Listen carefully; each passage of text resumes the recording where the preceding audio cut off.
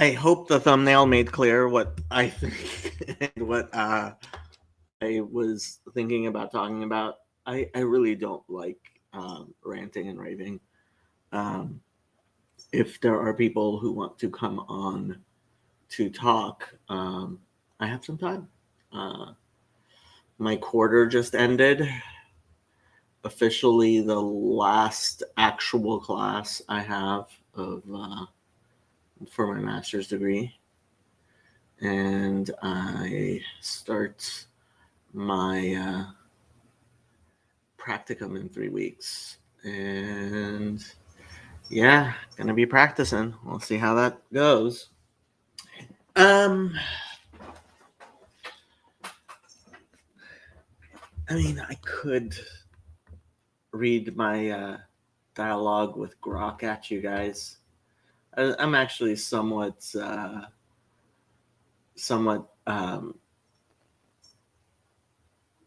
proud of this little exchange. So I guess I will subject you guys to it.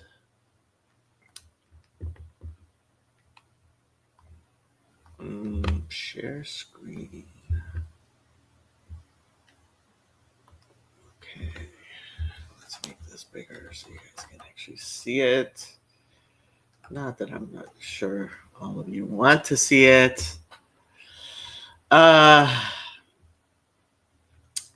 Legal Phil. I don't know who Legal Phil is. To build on Kurt's point, I don't know who Kurt Schlichter is, honestly. Not only would the Groypers like to infiltrate the GOP, the left is desperate for them to do so, in part to distract from the horror of what their base is, which is why we now have these absurd pieces like that in the New York Times, a former newspaper. Fusili Spock, who I actually follow and I genuinely like, despite the fact that he seems to be a Trinitarian. God have mercy on his soul. The Democrats will claim that the GOP is already the party of the Groypers, and they'll be partially right as long as the GOP remains silent about them.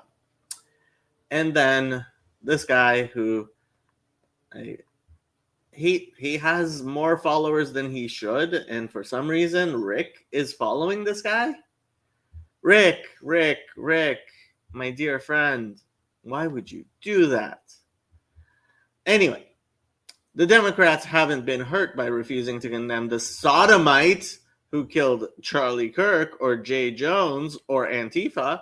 Republicans won't be hurt by refusing to condemn the Groypers. Idiot. And Spock answers quite correctly, what applies to the left never applies to the right. Also, not sure if I want to be part of a GOP that stays silent on Groypers. Are you willing to lose rank and file Republican types to accommodate the Twink Hitler Brigade? When Jordan Peterson came on the scene, he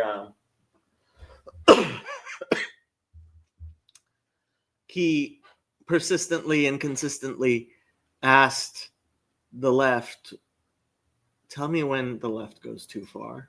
We know when the right goes too far. When does the left go too far? And nobody could answer him because this is a congenital defect of the left, that they have zero capacity to actually police themselves. And if we were as incapable of policing ourselves as the woke left is, then we would be as bad as them. But guess what? That's not what happened. It seems pretty clear to me that, I mean, if you didn't watch Ben Shapiro's 45-minute takedown, like after that takedown, dude, don't get into fights with Jewish Harvard lawyers who, I keep on remembering it, that there was a saying: don't get into a fight with a man who buys ink by the barrel, which they meant, this was after the printing press came out. Um, like people who had printing presses and bought ink by the barrel and could publish things could just obliterate anybody who, um, you know, didn't buy ink by the barrel. And a similar thing is true of Ben Shapiro. I mean, if you don't realize how effective he has been for the right over the past 10 years, I don't know what to tell you. You're just silly. And frankly, Scott Jennings, oh, I love that man. I absolutely love that man. Anyway, PaleoCon John replies with one of the dumbest things I have ever seen. The people who demand denunciations will never stop. This is actually true if you're talking about the woke left. But when you're talking about principled conservatives, they demand denunciations because we police our own. That's different. It's not a tactic. It's actually policing our own. They will purity spiral until we've excommunicated anyone to the right of Liz Cheney. No, not true. We will not purity spiral because we actually have principles. That's the difference. And this guy doesn't get the difference. He thinks the woke left and the woke right are the same. They did it via Bill Buckley once before, and I do have to say, this interaction I have with Grok absolutely destroys this idiot. Those people are far more harmful than, he calls Fuentes a slur, which frankly Fuentes deserves, but still not going to say it. The party is better off if they leave. No, absolutely not true. And this was my reply. Imagine thinking Buckley didn't make Reagan Democrats possible and usher in the greatest move to the right anyone could have conceived of. Like, just listen. Total list of America First accomplishments by Ronald Reagan. By the way, other people responded. I responded with other things, but I decided to start this discussion with Grok. And if I do say so myself, it's pretty wonderful. Grok, please explain to our friend here all the ways in which the Reagan administration was a victory for conservatives in America. Don't forget the realignment of the Democratic Party in response to the defeat of Mondale. Grok. Reagan's administration triumphed for conservatives through the landmark Tax Act, cuts in the Economic Recovery Act, Tax Act of 1981, slashing top rates from 70% to 28% and spurring growth while curbing inflation from double digits to stable levels. I have to say, I mean, I don't actually like the automatic pairing of tax cuts with conservative victory. I don't think that's true and good, but free market economics and capitalism is part of being a conservative. And where we were during the Carter administration, these people have the memories of goldfish. Like, people don't realize what the Carter administration was. It was horrible. It was horrible. And I am not just saying that because the man helped usher in the Ayatollah Khomeini and the Islamic Revolution, which affected me personally. Although I bear a grudge, I do. He was probably the worst president we've ever had. Like, certainly one of them. And you can tell that because even in the rankings of the historian rankings, like he is consistently ranked one of the lowest Democrats. Obviously, all of the historians pretty much are left-wing kooks, and so, but and so anything within the past 50 years, they are just stupid about. So you have to take that shift into consideration. But Carter was horrible. Anyway, he rebuilt the military, pressuring the Soviet Union towards collapse, and appointed originalist judges like Scalia, reshaping the judiciary. His landslides attracted Reagan Democrats, realigning voters rightward. Mondale's 1984 rout, 525 to 13 electoral votes. Mondale won one state, exposed liberal overreach, compelling Democrats to moderate somewhat or face electoral irrelevance, solidifying the GOP as the working class party. I respond, tell us about the effects on the power of unions and limiting abortion. Did he have an American first trade and foreign policy? Grok, Reagan crushed union overreach by firing 11,000 striking air traffic controllers in 1981. Very few people know nowadays know anything about the air traffic controller strike. I highly, highly recommend. Firing Line did a documentary on it a while back to understand the absolute shift. Like, it was huge. It absolutely changed American politics. And this is in 1981. Restoring balance to labor relations and inspiring private sector reforms. He restricted abortion via the Mexico City policy, defunding overseas providers, and appointed justices like O'Connor and Kennedy, who later shaped restrictive rulings, though broader limits stalled in Congress. Trade blended protectionism, imposing quotas on Japanese autos with free market advocacy through GATT. Not everybody can be great at everything. Foreign policy prioritized American strength against Soviet threats via defense buildup, not isolationism. Me again. What would have been the result of Buckley if Buckley had not purged racists? Could Reagan have won? What policies would Carter have enacted?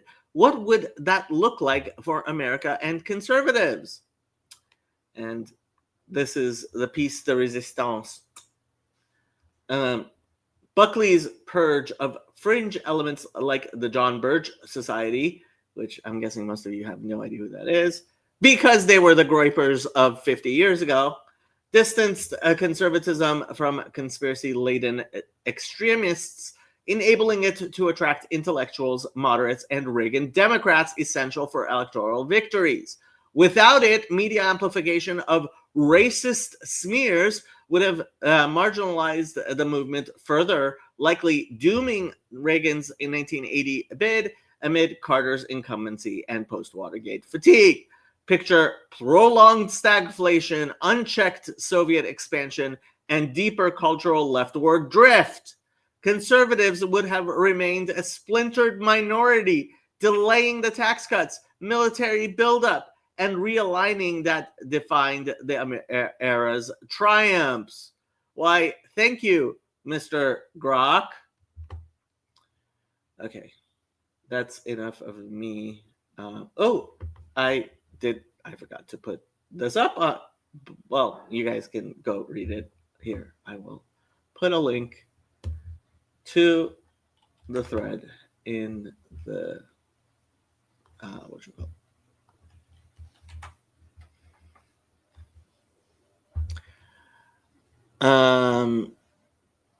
I just met with my clients today who left the Heritage Foundation. Those Zionists. Did you see Dinesh D'Souza's movie? No, honestly, not a huge fan. I mean, he's an okay person, but not the not the uh he's kind of kooky, and frankly, somebody, I mean, as rich of it as he was, to give $20,000 to a friend's losing campaign, um like to end up in prison for it, like, dude, learn to funnel money. Like, if you can't do that, seriously.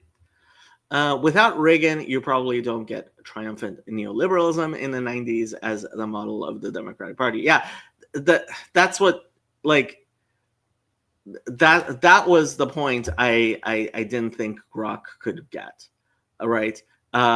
Moving the Democrats to the right. Like, Reagan was a huge cultural shift.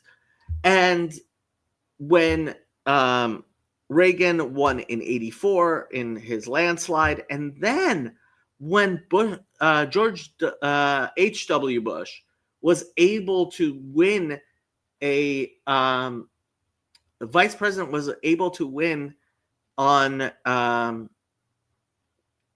after a two-term president, like, that's unusual. People usually want a change of sorts, right?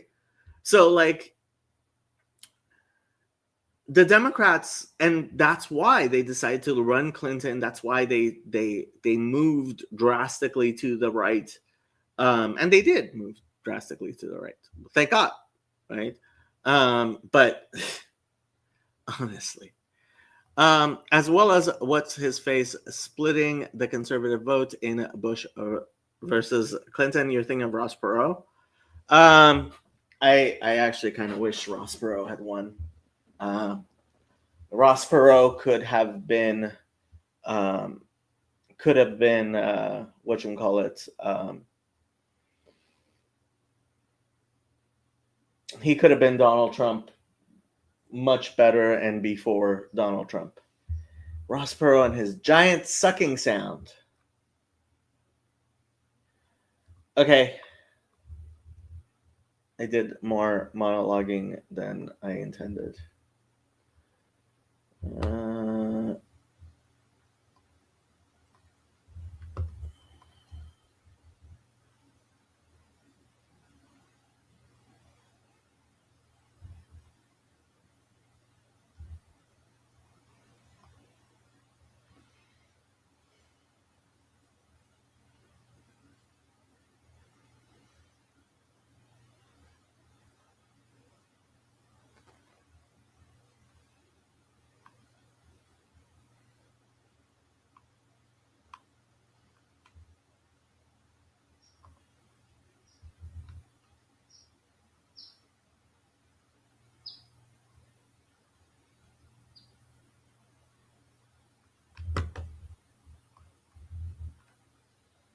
Torah, I don't know much Torah, unfortunately.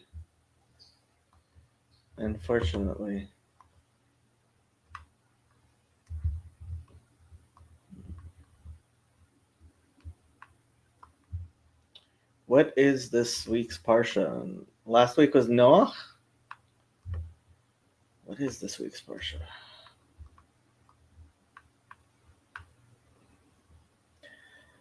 No, last week was Lach Lecha. Vayera and Vayera. Elone Mamre. And the three men Nitzavim Alav. Is that correct? Yep. Vayera. Let's pretend we're Jewish and do some Bible. Vayera elav Havaya be'elone Mamre. Vehu Yoshev Petach HaOhel. Kechom Hayom. He was sitting in the heat of the day. V'yisa enav v'yar v'hine shlosha anashim nitzavim alav. There were three men standing upon him. Vayaratz, he ran, likratam, to greet them. Mipetach ha'ohel. V'yishtachu arza. That's a weird way of saying he. I mean, it's they. It v'yishtachu arza. Let's see what Rashi says. Commentary. Rashi. Come on. I hate when it does this. Okay. והנה שלושה אנשים, אחד לבשר את השרה, ואחד להפוך את סדום, ואחד לרפות את אברהם, שאין מלאך אחד עושה שתי שליחויות. Because angels are one-time use things, apparently. תדע לך שכן כל הפרשה הוא מזכירן בלשון רבים ויאכלו ויאמרו עליו ובבשורה נאמר ויאמר שוב אשוב אליך ובהפיכת סדום הוא אומר כי לא אוכל לעשות דבר לבלתי הופכי ורפאל שריפא את אברהם הלך משם להציל את לוט. הוא שנאמר ויהי כהוצאם אותם החוצה ויאמר הימלט על נפשך. למדת שהאחד היה מציל. So he's explaining there that the Christians are being silly when they start. This is one of the classical places where Christians start reading the Trinity into the Bible, and grammatically it just doesn't work. It's silly in many ways, but what can you do with Christians? ניצבים עליו לפניו אבל לשון נקייה הוא כלפי המלאכים.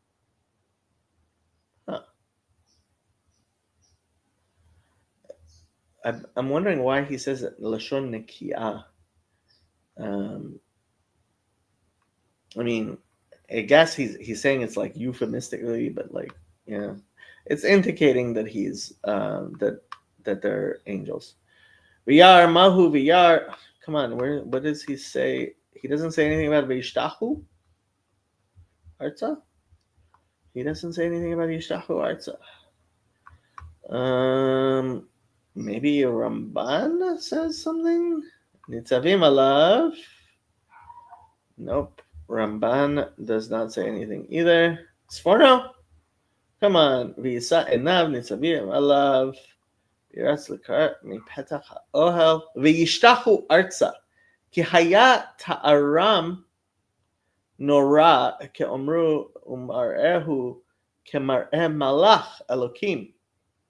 נורא מאוד, וחשב אותם לשלוחי איזה מלך. It still doesn't explain why וישתחו. Unless ישתחווה is irregular in its... No, it should have just been וישתח ארצה. Abarbanel. Sayana, Viyar, Malachet Elyon, Kolam, say. Come on, I want a grammatical explanation of Shtachu Arza. Because it seems in the plural, but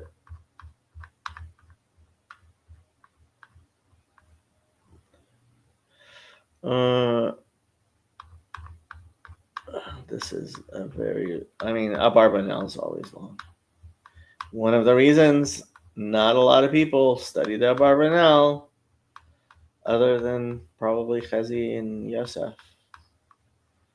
V'hutra b'zeh ha'she'ela, yeah, his is always too long. Okay, let's... Aderet Eliyahu. Is there a Radak? Or I doubt the Orchai would say anything. I don't see a Radak. Is there a Radak? My kingdom for a Radak. Gur Aryeh. Maybe. Yeah. Hizkuni. Hatam Sofer. Mizrahi. Malbim. Malbim? I doubt he'll do, but let's see.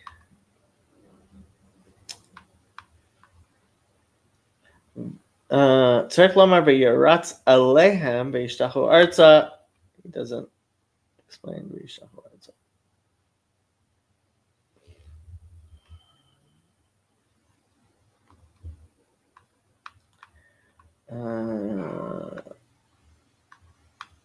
So many commentaries.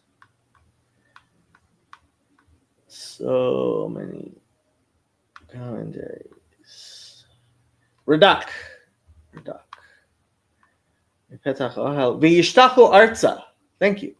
כי נדמו לו אנשים גדולים ואמרו רז"ל כי אברהם שהיה כוחו יפה בנבואה נדמו לו כאנשים, and he's also talking about Bereshit Rabbah like Rashi did, פירש שהיה כל כך כוחו יפה ורגיל בה עד שלא היה מראות המלאכים נורא בעיניו אלא כמו ראיית האנשים לא היה כוחו רע נדמו לו כמלאכים פירש כי לוט לא היה רגיל בנבואה ולמראם שהיה נורא נדמו לו כמלאכים כמו שאמרה אשת מנוח ומראהו כמראה מלאך האלוקים נורא מאוד. הנה למדנו מדבריהם כי כל העניין הזה הייתה במראה הנבואה. That was very interesting. Not sure anybody cares for me to translate it. And here's Lance. Hello, Jacob. Yo, how you doing? Good. So, what are you thinking these days? Your thumbnail and your title drew me in. I figured, I was thinking Lance might be the person who might want to talk about this. So what have your thoughts been about have you been following? I'm guessing you've been following. A bit. I know who Fuentes is. Okay. I have never I basically just discounted him as, I don't want anything to do with that over the years or whatever. So I literally have watched nothing. You do a better job, Jacob, of studying your enemies better, or the nonsense. You will literally watch the nonsensical people at length to try to understand them. I just kind of wave it away and be like, I'm not going to focus on that. And it's not just that. I really do try to keep up with what the kids are into. I want to know what my nephews I want to know who my nephews are talking about. And they oftentimes are surprised I know what because I remember when PewDiePie was really big, and I'm happy for him that he's moved on to bigger and better things with his wife and kid. But he was a huge deal, and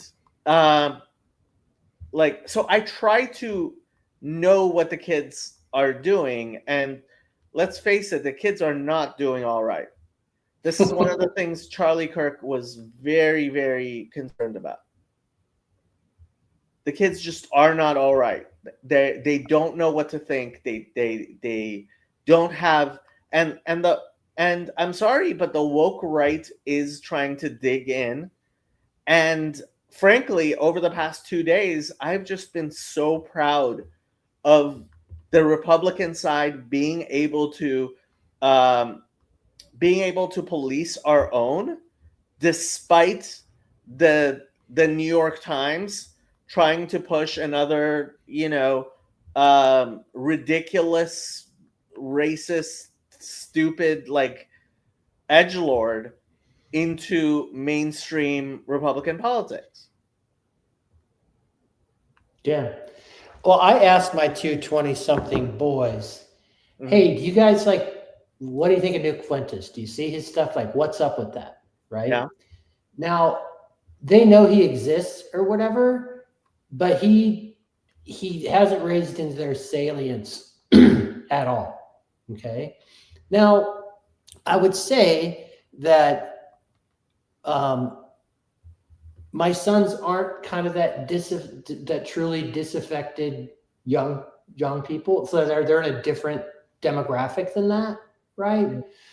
Also, their friend groups. Well, to give you an example of my oldest, he's 26. Mhm. He and his friend groups, they actually delete social media apps on their phones during the week. Like they'll delete Twitter, they'll delete all this stuff so they don't get distracted, and then they turn that stuff back on, like on the weekends or whatever, or like when you know, um, if something big happens, they might do that. So that tells you a little bit about his friend group. They have a fairly healthy relationship with things, and so in that sort of grouping, and there's a lot more people than you think. Nick doesn't even hit the radar, right? But. So, like your whole point of he's not some sort of center. He's fringe, right? He's fringe element. It's not at the center. I am old though. I'm Gen X. I viewed him much like the idiot, like in the '80s when you would have the KKK people would still try to do like rallies in a town square in the South, and there'd be like 20 of them, and everyone, white, black, and indifferent would just look at them like idiots. That's how I view Nick Fuentes. Mhm. I also, which is curious, uh, I am very much against deplatforming people. Yeah. However, let them say what they want to say, and then let's mock and shame their stupidity. That's kind of the way, right? Like, Yeah. what do you think about all that? Yeah, I mean, I don't know. Like, I'm not a regular watcher of Ben Shapiro. I've outgrown that, honestly. Um but yesterday he did a 45-minute just receipts stream, right? It was just like, okay, here are my receipts. Go ahead. And he did it with the precision of a Harvard lawyer, right? Okay. He it was like the case is just straight out right in front of you, and bam, bam, bam, bam. I highly recommend it. Um, and he explains exactly, okay, these are my principles. This is what I don't like. This is why Nick Fuentes is absolutely toxic. This is why Tucker Carlson is like causing damage and not being a a part of the conservative thing. And it was, I mean, over the past couple of days, I've been over and over thinking about Jordan Peterson on that debate stage when he's about the woke, asking his opponents, when does the left go too far? And they couldn't, and they've never been able to answer that, right? And like, when you talk about purity spirals, yeah, I don't like purity spirals. I don't like, well, I have to say, it's not that I don't like cancel culture. I I think canceling people, canceling the right people for the right reasons is perfectly legitimate, right? So let's talk about what I would say is kind of an edge case. You heard about the chats, the TPUSA leaders chat, where some people made made jokes that they should have known better than to make. Right. Yes.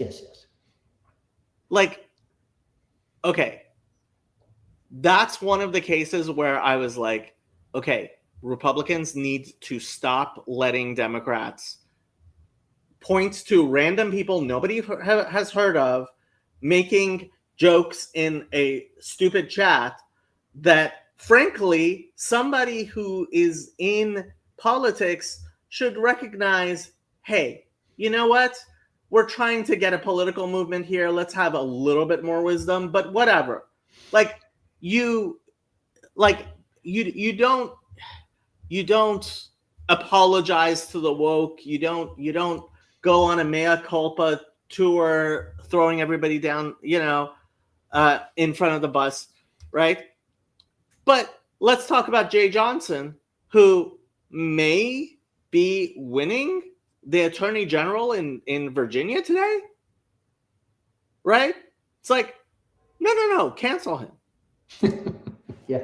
No. Like that man needs to have his career ruined, right?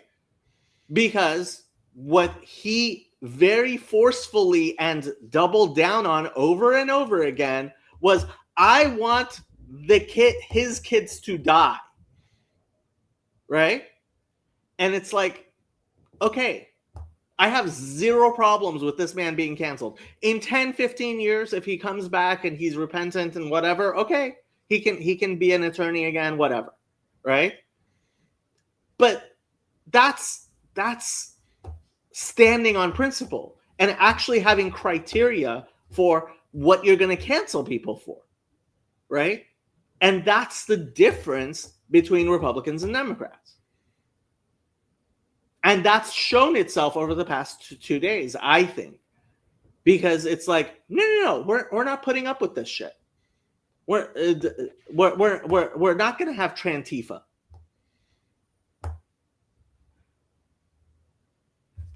Let's see what Pick and Choose said. Ben Shapiro and conservatives like him are doing the same exact thing that used to criticize the woke folks for, and he's not even being consistent. This may be one of the dumbest things you've ever said. I'm sorry, but like, it astonishes me that someone who regularly listens to my channel is saying something so patently false. Like, no, this is in no way the exact same thing that we criticize the woke for. You have to have zero brain cells not to be able to tell the difference between. No, it's No. Well, I would think here's where I want to say is what you're talking about is a nuance on its face. And I think what you're pointing out, by the way, I love Pick and Choose. And on its face, it can seem like, oh, this is just cancel culture going both ways, right? And it's just at a super high level, it can appear if like you're that. not paying attention. But what your whole video leading up into this, you made the case of why it's different, right? It's principles. It's an appropriate around of policing, and from my perspective, certain dominant media wants nothing more than to try and turn the tide of their just losing 80-20 on every issue to bring up the boogeyman of, see, we told you they're real Nazis and they're real racists and so on and so forth. Meanwhile, while we ignore from the river to the sea, like there's no problem with that. Yeah. Which is about true genocidal cleansing of a people, Yeah. right? Yeah. No. Yeah. This is why I have been consistent about this for at least 5 years, but I think forever, right? Whenever people would bring up cancel culture, I would say, and you can search my Twitter, I would say, I'm not against cancel culture. So what is Nick? So what is Nick? What is Nick? Is it milk toast? Jews run everything sort of thing, that Kanye thing he got into? Like, what is he saying? It's so far beyond that. Okay, so first of all, you have to, I think you have to realize Nick Fuentes is a attention junkie. He really is, right? Yeah. at age He's 20. a provocateur. He's a Yeah, provocateur. at age 20, he became he got his crew, and he has a crew of young men, and he has a crew of young men who will raise their right hand and actually say, I can't even repeat the things he asked them to say, and like, and there's a what was it? I will rape, kill, and something else for Nick Fuentes. Yeah, no. He actually did this. He's like, okay, everybody, raise your right hand and say after me, I will rape, kill, and something else for Nick Fuentes, for Nicholas J. Fuentes, right? And there's an element of that that's like transgressive. Oh, like, Right. yeah, it's the punks wearing the Satanist, that type of thing. And like, because let's face it, there, and frankly, I had somebody in my own family who was doing this. Like, for a little while, he went through his punk phase and he wore a MAGA hat to school. Okay, and you can just imagine what wearing a MAGA hat to school in Los Angeles is like, right? But it was 100% punk phase. Like, he cared zero about politics. It was 100% punk phase, right? So there is. I mean, I think at least a part of the whole Fuentes thing is like, yeah, I'm just gonna be edgy and and a lot of his people like that. But part of it is also, and you kind of hit upon this. Look, in real life, so let's say you, me, and 20 other people are in a room, right? And the two of us having gone to law school, you actually being a real lawyer, right? Uh, we start talking about some Supreme Court case, right? And then somebody stupid comes up and says something remarkably dumb, right?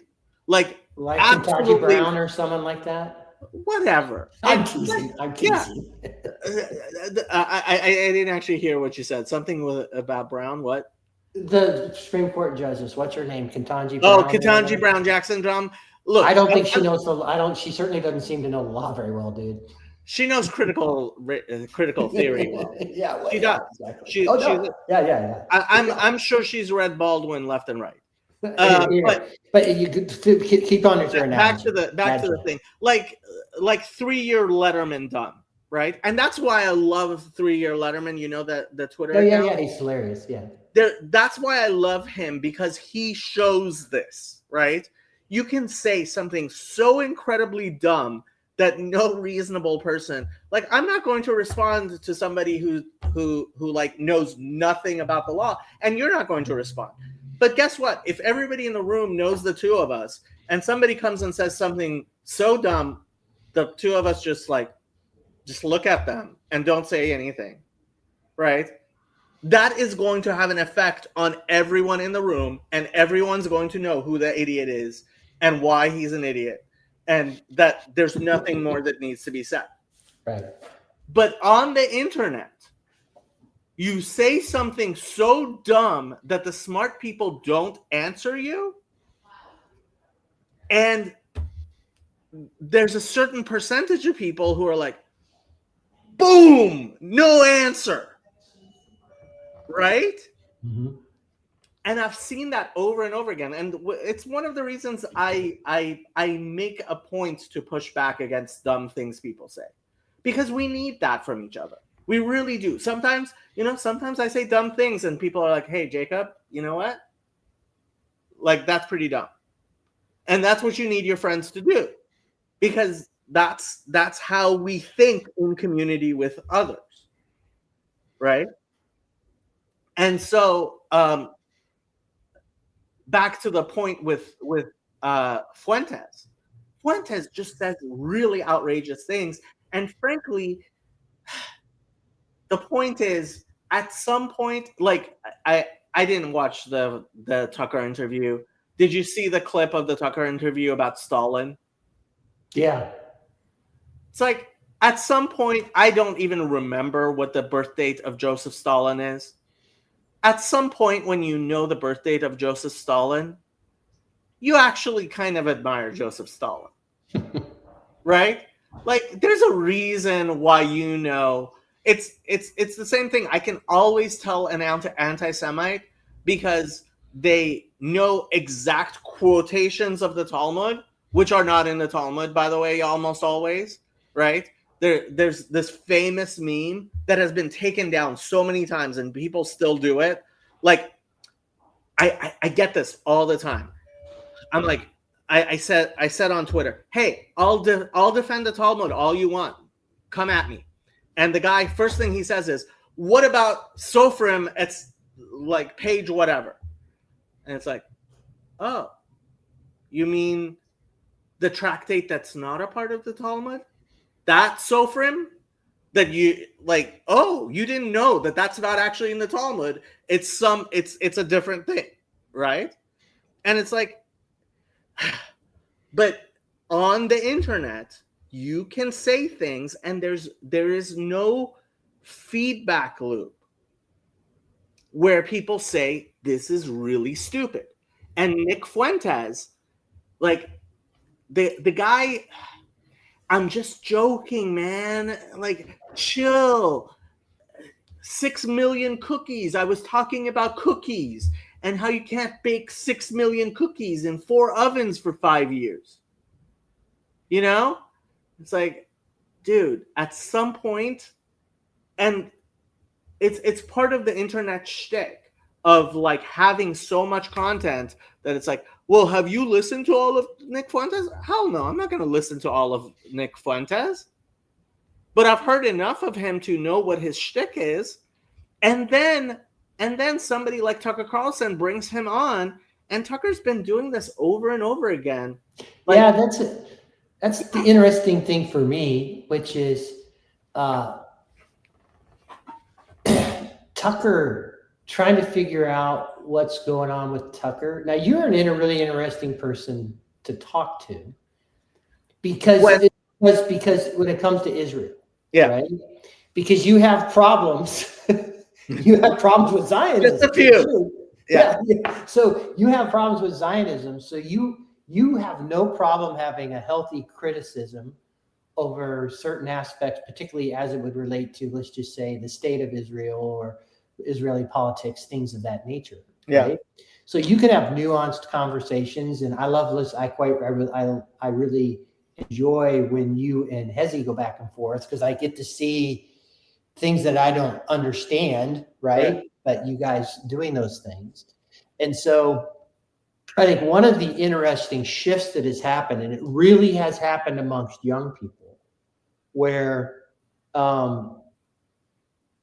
people have become so anti-interventionist and so anti-war, just so people have become, particularly the younger people, and this is what you're starting to see, and Richard Barris and Rasmussen are really following it, which is there was this weird evangelical understanding of what Israel means for all sorts of different things. You know what I mean? And so you've got that weird thing, and you've got the neocons and their weird relationship that's going on there. Is that I think what fundamentally is happening, and I don't necessarily say, let's just say on the non-left side, because on the left-wing side, it's very much from the river to the sea, the Gaza, like there's this real militant, what I think is truly anti-Semitic stuff going on.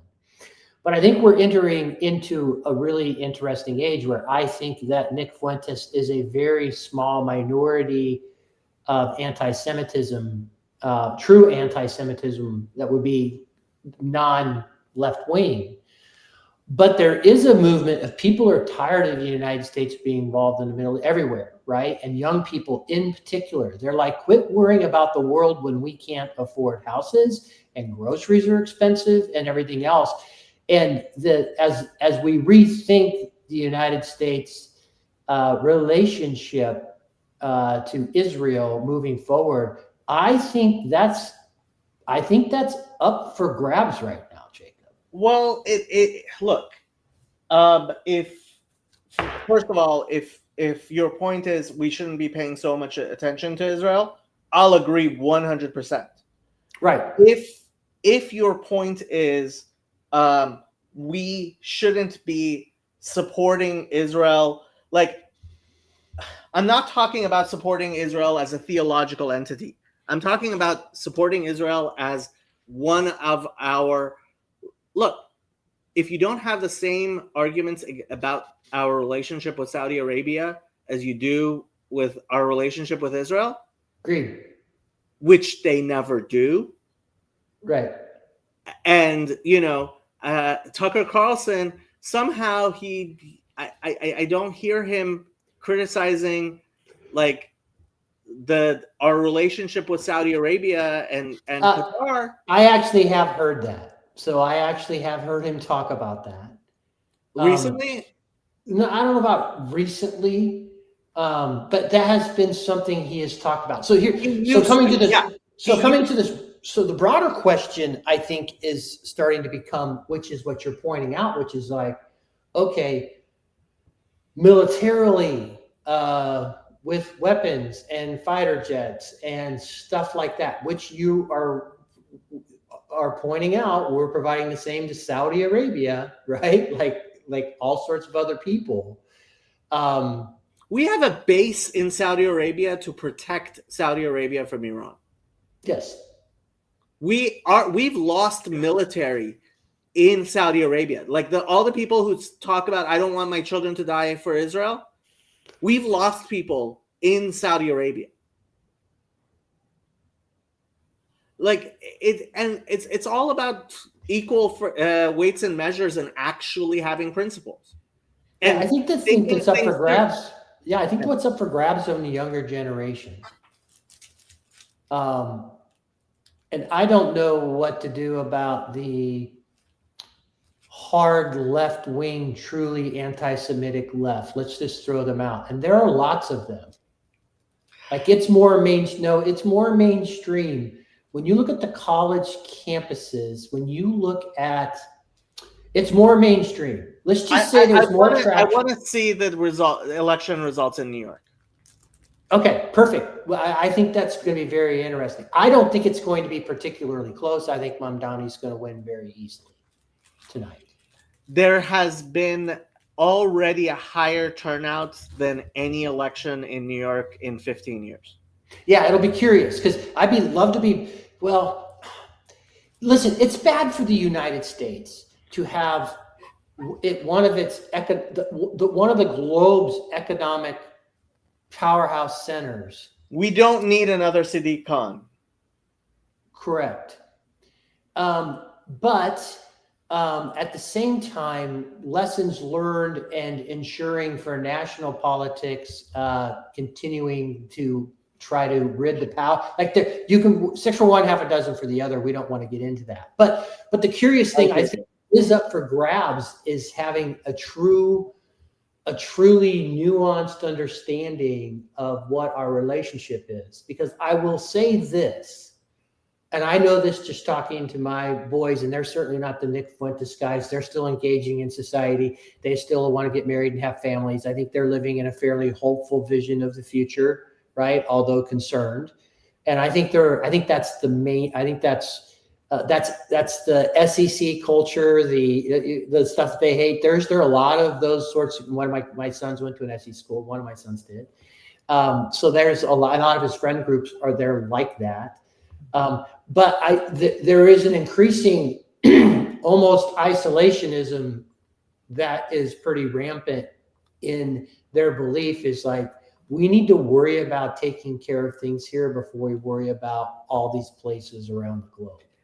I have to say, I am very, very concerned, first of all, that a lot of this comes from the woke teachers that hopefully, Trump has done much more to address the woke than I imagined he would, but are being funded. I think the wokeness in our universities is being funded by extra and supported by external factors. Yes, they are. Of course, it's proven. And this internet hype over, look, when Nick Fuentes tweets out something stupid and he gets 100,000 likes, I have to wonder how many of those 100,000 people are Americans. Agreed. Right? Yep. And when you're talking about 1 billion Muslims in the world who do have access to Twitter, are rarely tweeting out themselves, but making their views known with their likes, I would really, really love to see who those likes are coming from when you have a lot of this anti-Israel stuff on Twitter. Right. And so talking to like my son's friends groups, but then again, they're also Christian. They would in many ways are very supportive of Israel, but not to the level of the boomer neocon level. And Which then, is good. yeah, I think so. And the other thing that's happening is that in it's part of how monks like Rapture and all these other weird things that came out of the Protestant, sort of newfound sort of belief systems or whatever. This whole revelatory vision of what some evangelical Christians believe what Israel is and what it means and everything else, which is not what the Orthodox believe or the Catholic believe and everything else. But when they since that's part of their whole belief system, like, my God, they would view Israel the same thing as like American soil and holy soil. We got to do all this sort of stuff. It's that's a whole weird thing. I'm probably more Zionist than you are, Jacob, and here's why. Having visited the Holy Land, I was so deeply moved, and the care with which I saw the Jewish people taking care of the Holy Land, it mattered to me. Now, here's the other thing I don't know that's real, Jacob, is have people in Israel, have there been any persecution of Christians or certain folks or removal from Christians from certain areas? So I would say the best indication is, did you watch my stream about Tucker's interview with George Stephanopoulos' sister, the nun? I'll go back and watch that. You talked Although about it, she's not actually an Orthodox nun anymore, because she's not under any bishop. But she still goes around calling herself a nun, despite the fact she's not under any bishop. His sister his sister's not Sister Vasa, is she? That's another one. There's another woke nun that got kicked out from nobody supporting her because she's basically totally a woke warrior. She's not woke. She's very conservative. Okay. And I mean, I didn't know George Stephanopoulos' father was a very well-respected Greek Orthodox priest. Mm-hmm. And the one thing about his sister, I forget her name. People were making fun of her looks, which I think was completely out of line. But you would probably recognize the pictures because so many people have been posting her picture. But she was wearing a brown habit. She one of the things I point out is she claims her father, who was a very, very prominent and beloved Greek Orthodox priest in the United States for many years, and is the reason she has the career she does, right? She says he never introduced her to true Christianity, because she now understands true Christianity in ways that even Rokor is too far left for her. right? Oh, okay. Yeah. Okay. Yeah. She left Rocor because they were so woke. Mm-hmm. Okay. Mm-hmm. So you know who we're talking about, right? And one of the things, and if you pay attention to what she's saying, and it was part of the problem, is when you don't know exactly what she was saying and the words she was using, Tucker gave a very different impression. And she would say things like, "Oh, well, the Christians living under Israeli authority have first world problems." I think that's the term she used, or something like that. She's like, they complain about things that are like first world problems, and to some extent, I have to say, in comparison to the Christians living in any Muslim country, she's absolutely right. Right? Mm-hmm. So, like, I personally, because I don't believe Israel can be a Jewish state as a Jewish state, don't like, for example, that the Israeli national anthem says, uh, references a Jewish soul, right? And it's like, well, if you're a Christian and there's a Star of David on your flag and your national anthem is like, that's not full equality. It's not, right? And in a similar way, like, I never liked the fact that in the UK there's a cross on the flag, and there's and the king by law must be Anglican, right? That's not full equality in the American sense, right? In which I like it, right? So, like, I criticize the treatment of Christians in Israel the same way I criticize the treatment of Jews and Muslims in the UK, in that, look, it's a Christian majority country, this is their tradition, whatever. I don't like that form of government, and I don't like state religions. I am a disestablishmentarianist, right? For those who actually know what that means. I don't know what it means. I'll look it up. You can, right? It was the why the Puritans came to the United States was they didn't like the establishment of the Anglican Church in Right. England, Okay. right? Yep. So they were disestablishmentarianists. Yeah. And, So to be but specific, I have heard that certain, and again, I don't know if it's. I basically, when I see things, here's my general opinion when I see something on X or I see things floating around.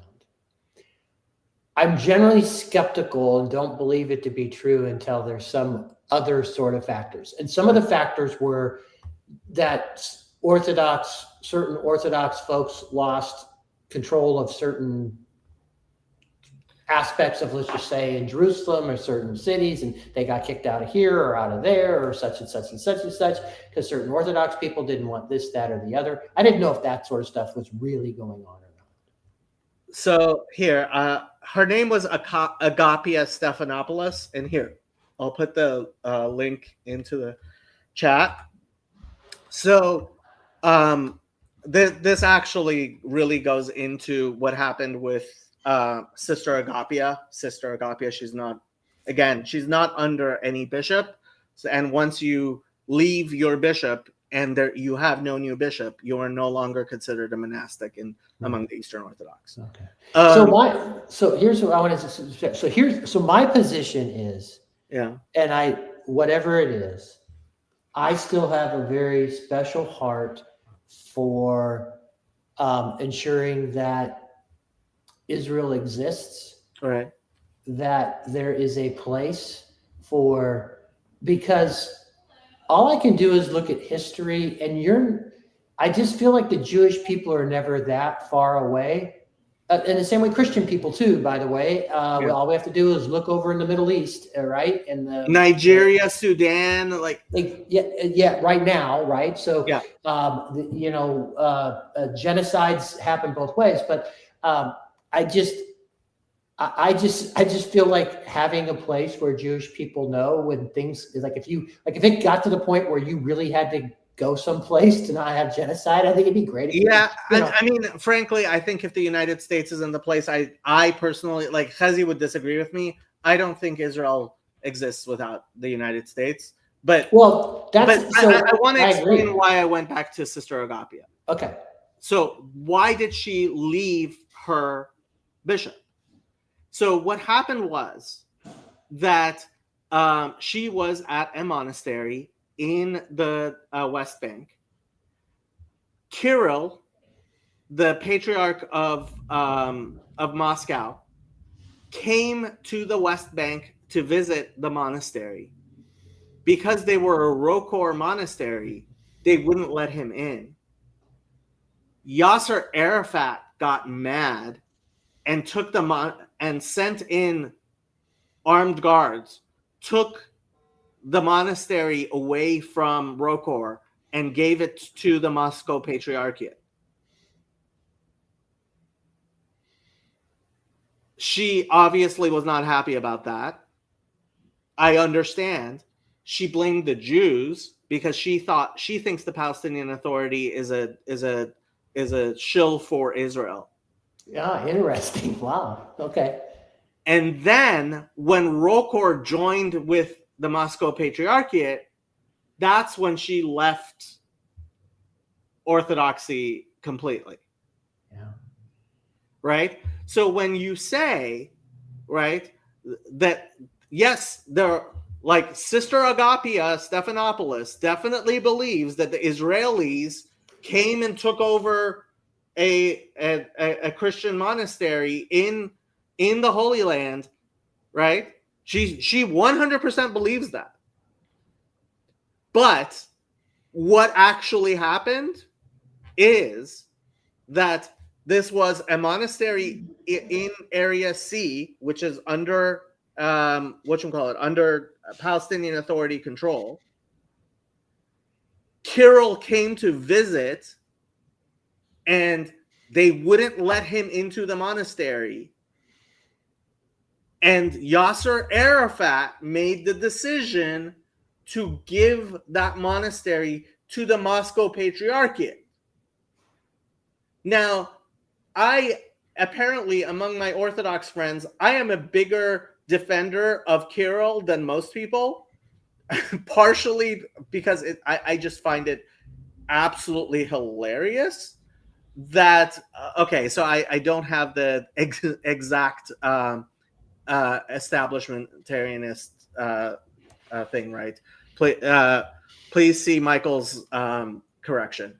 But so I find it absolutely hilarious how much Kirill is in the pocket of the Zionists, Israelis, and frankly Chabad, because I love Chabad, and like I don't find it hilarious because for my Orthodox friends, the idea that, I mean, it's either Kirill or Bartholomew who you would say is the most prominent patriarch in all of Orthodoxy, and I feel bad because I really do think Bartholomew is like he's controlled by Langley, and I really do feel bad because I feel like Kirill really is controlled by Putin, right? So like that's you guys can have that fight, and there's a lot of people who have defended Kirill while attacking Bartholomew, and that's your fight. I'm not going to get into your religion. I don't know as much about your religion as you guys do. I would just personally, if like I feel about Kirill and Bartholomew, how I feel about the chief rabbi of Israel, which is I care not at all what the mayors who voted who the chief rabbi of Israel is say about who's a rabbi and who's not.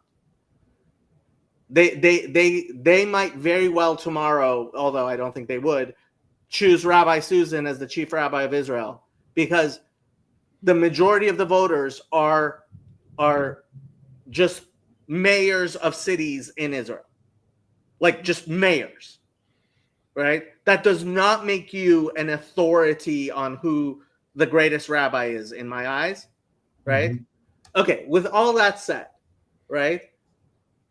These are people who are saying Israel took over a monastery because Yasser Arafat gave it to Kirill,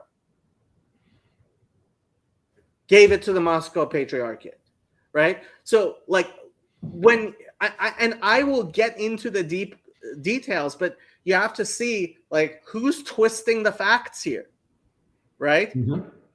And she's the one who said Christians in Israel suffer from first world problems, and they do. I mean, I feel absolutely horrible whenever someone brings up the idea of Christians being spat at in Jerusalem, because I know it has happened, right? Not because, frankly, even like Father Stephen wearing his cassock and his cross. Look, I can't say to him, you can walk through Jerusalem and not expect people to spit as they walk past you. They will.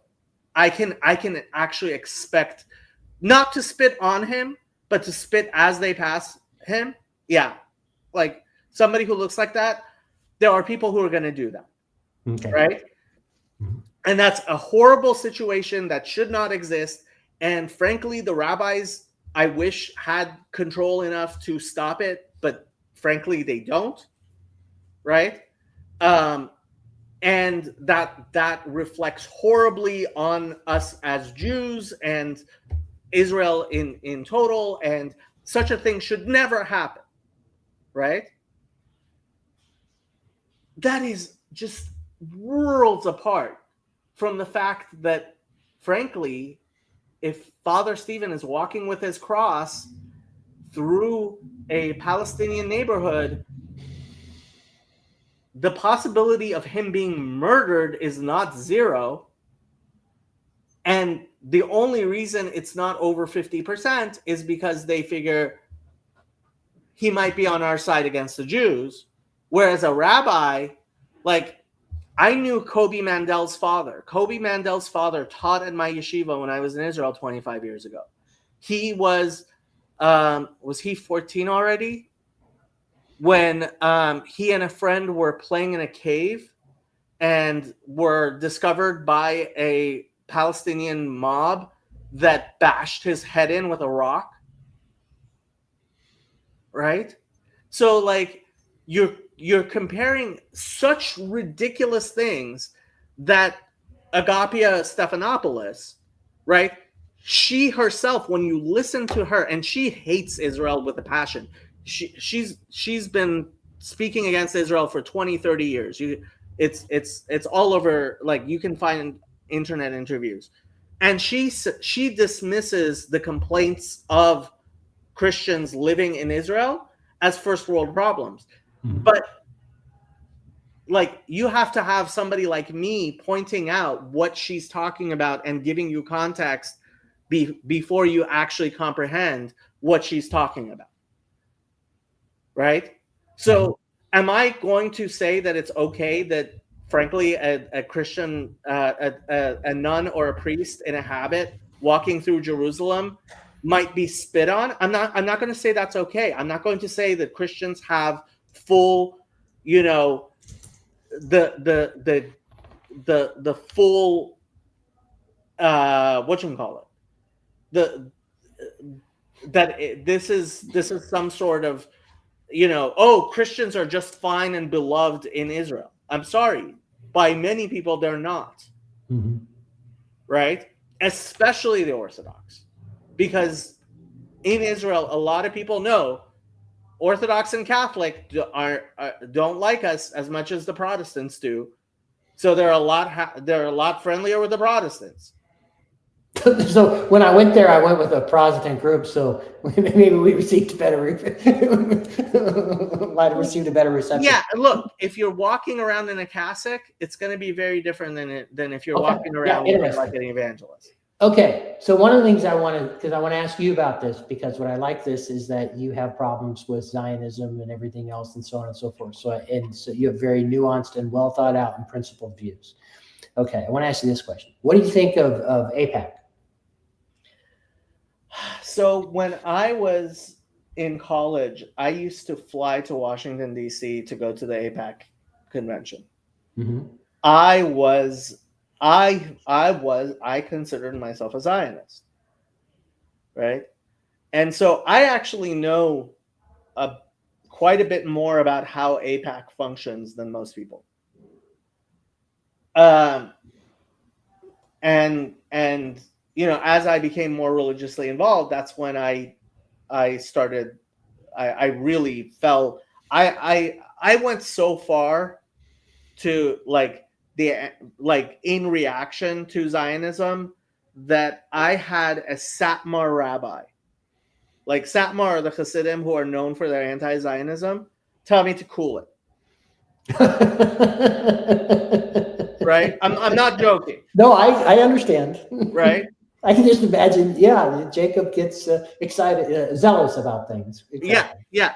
So I mean, this is literally how he put it to me when I was talking about something to him. He said to me, you know, when I was younger, I used to be stronger against Zionism. I've matured since then. That's how he put it. And I was the young man trying to and I got the thing. But Colonimus is absolutely correct. AIPAC, because the vast majority of their supporters are evangelical Christians, and they want it to be led by Jews, is led by Jews. But people have this absolute backwards idea that the Jews are controlling the Christians. It is, and frankly, in the religious Jewish community, and I have expressed this more than once, a complaint. It's the Christian Zionist money. Wow, we got Sam. We're talking about Christian. I'm not Zionism. hard to get, Jacob. I don't know why you say wow. I feel like I'm one of your, at least medium frequent guests. When you show up, I am delighted, and I would love to actually have you on for like a scheduled something if we could get on your schedule. But great. Good.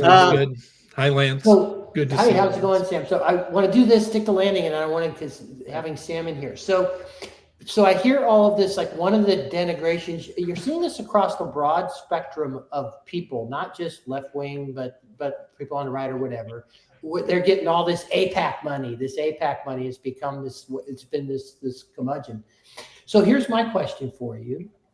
So I would say that since we have all these Christian evangelicals who are funding, and I again, this weird view they have of Israel, fund like that supports all the that. The Temple Institute would not exist without Christian money, and it is what is deranging Jewish Zionism.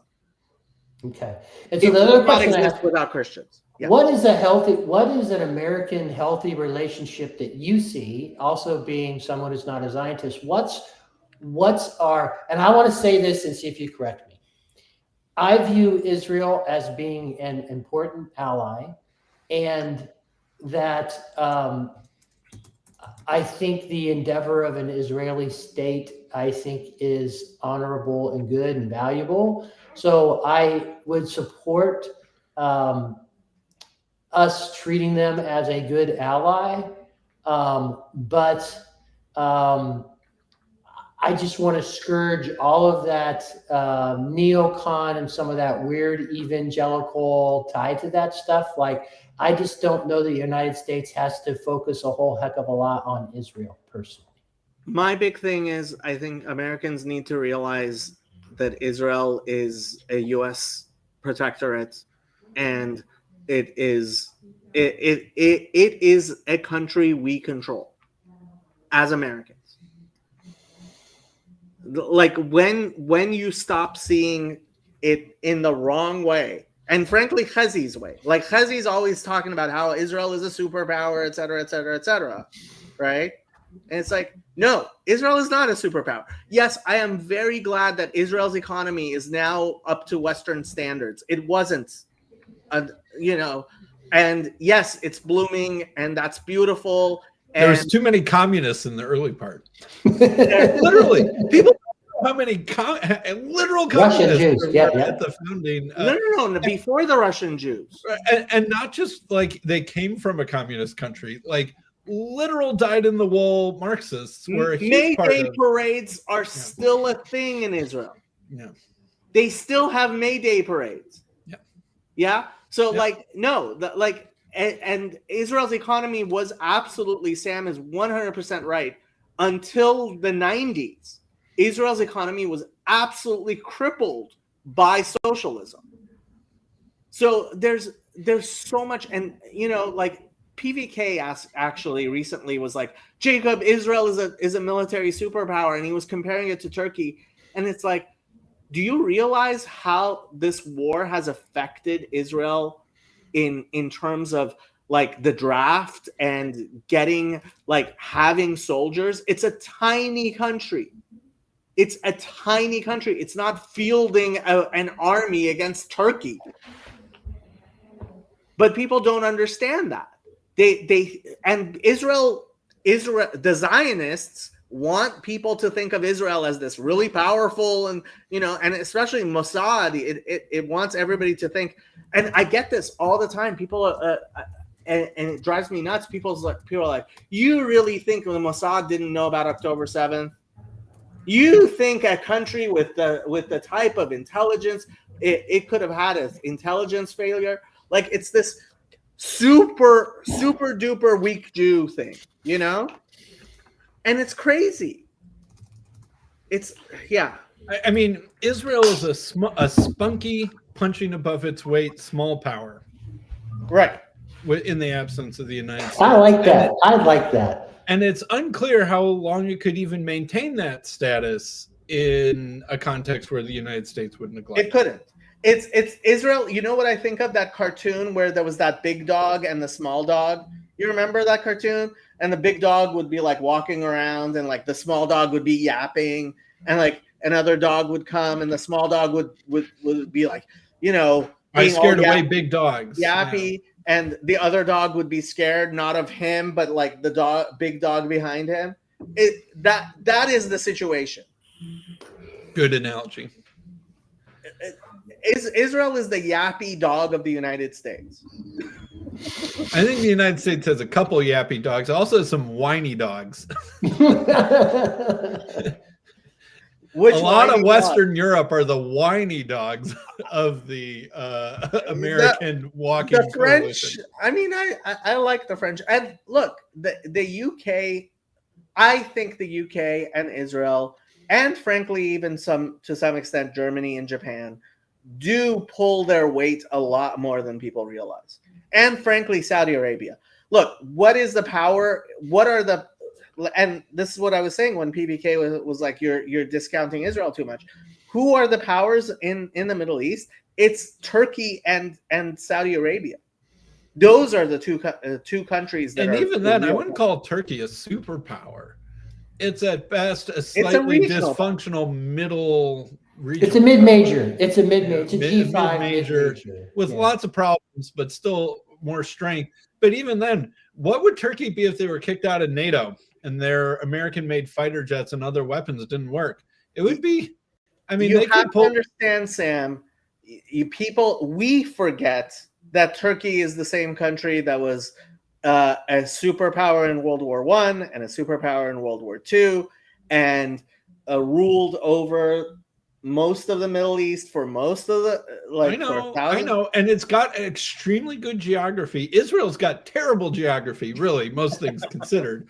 Other than it's in the middle of everything, and whether that's a strength or a weakness depends on the time of day. But Turkey's got extremely good geography. Yeah. But even then, there's a lot of corruption and dysfunction in Turkey, and I'm not sure what their military output would really be like if they didn't have access to American hardware. I don't know what anybody's would be like. Actually, Yoav was pointing out that Qatar, the UAE,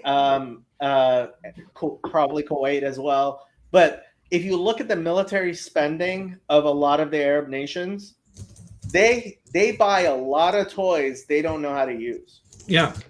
And that's sort of the point, is that these toys are still controlled and have strings and kill switches by the people who sent them to them. Right? I believe it. I'm sure that if America decided, I bet that none of Turkey's fighter jets would work if they didn't want them to. I could believe it. And that's, ditto every other country. That's not unique to Turkey. I'm sure that the U.S. has kill switches on all of these major things. Maybe Israel is the one country who can figure out how to bypass the kill switch. But there's a reason why Israel is producing so many of its own weapons, and why Israel has become a major arms dealer. Mm-hmm. It has trust issues for some reason. You Jews have a little bit of trust issues. Not for some reason. For some reason. I don't know why. Yeah.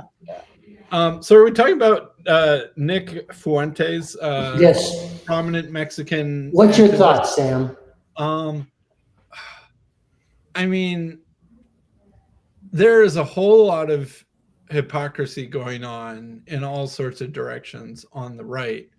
I don't know exactly what the right way to deal with or handle Nick Fuentes, and maybe the question is that you don't think of him as just something that needs to be dealt with in the first place, but I think that part of what's giving him power is this whole collapse of the World War II consensus thing and this whole Nazi word, because this Nazi word has something like supernatural power in our current world. And that if you think that the current powers that be are wrong or evil or something like that, and they hate Nazis, well, then you start to wonder if these Nazis were actually so bad after all, or at least if that word is a banner under which to unite people who will counter signal against the establishment so hard that they're willing to, take all the scorn that comes with the Nazi word. I really think that that's what Kanye's song was about, to the extent that Kanye understands what these songs are about. I agree, Sam. I agree.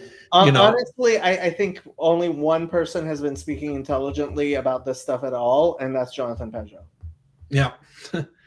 And so, I mean, I think that, Hitler needs to be put next to Napoleon or something like that in the realm of a great analogy. Bad, but yet important and historically significant human beings who did a lot of bad things, but they changed a lot. And not everything that they did was 100% evil. Or Genghis Khan. Or whoever, in the realm of great, flawed, dangerous, high-achieving, but in both positive and negative ways, human beings. Yeah. And not in the mystical super demon category. It really gets back to what you were saying about moralistic, whatever. What do you call it? DMT? Moralistic therapeutic deism. Right. Because for a lot of people, their religion became not what would Jesus do, but what would Hitler not do. Yeah. No. And that's a really dumb religion. It's a dumb religion, and it gives Hitler a lot of power, and it gives people who are willing to cut against that moral taboo power. And that Nick Fuentes is coasting off of the undeserved supernatural power that Hitler has in our collective conscience. And it does something unfair, which is I thought was impossible to be unfair to vegetarians, but it's actually unfair to vegetarians. Yeah, it's unfair to vegetarians. It's unfair to public health advocates. I bet that there are a lot of public health advocates out there who are like, man, Hitler knew how to get some things done. He was probably one of the best public health politicians of all time. And COVID had, the powers that be that ran the whole COVID thing have nothing on the public health accomplishments and totalitarianism. Well, when you start euthanizing everyone in the sanitariums and all the disabled people, yeah, but you'll get there. He also basically eradicated tuberculosis from Germany, and other things like that. He cared deeply about those sanitation questions, right? He was a huge dog lover too, as far as I know. So you can take that. He needs think that part of the way that you deal with Nick Fuentes is that we need to change the way that we interact with Hitler and the Nazis. And there was that interesting video, right, that PVK played, and that was going around the corner recently about that guy who said what Jacob just said, that, you know, our religion came not what Jesus do, but what wouldn't Hitler do. And I thought one thing that was interesting is that the early World War II movies had the Nazis as enemies, but not bad guys, really, right? Like, you know, yeah, America was fighting the Nazis the same way that if we made a Pacific Theater World War II movie, we would portray the Japanese as the enemies, but they weren't super demons. You know, they were the military enemy who had probably some admirable traits and like sort of the admirable adversary. Right. And that back in like the 50s, we used to portray the Nazis in that category, and that the people who actually fought in World War II and actually had vivid memories of this stuff didn't think of Nazis as super demons. They thought of them as the formidable adversary that they beat, who were composed of human beings. And most of the soldiers in the Nazi army were regular German teenage boys or young men, the same way they were from America, who were called up to fight for their country. And that it was only over time that they sort of got mythologized, and that it turns in, and the baby boomers seem to have done this. And that sometimes I think that's a common pattern that can happen, is that the supernaturalization, mythologization of people doesn't work on the generation who saw them as flesh and blood, but only works on a generation or two later.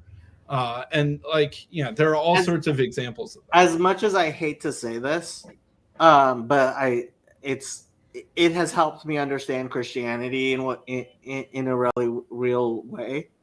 As I see what happens in Chabad regarding the Rebbe, as we move further and further away from people who've actually met the Rebbe and how they think about him, as opposed to the kids who were born with the myth of the Rebbe, and they just don't. They were born after he died. Even in the New Testament, you see it, right? When Jesus goes back to Nazareth, they're like, "Who's this guy? Who's this hotshot? We know who he is. Isn't this Joseph and Mary's son, the carpenter?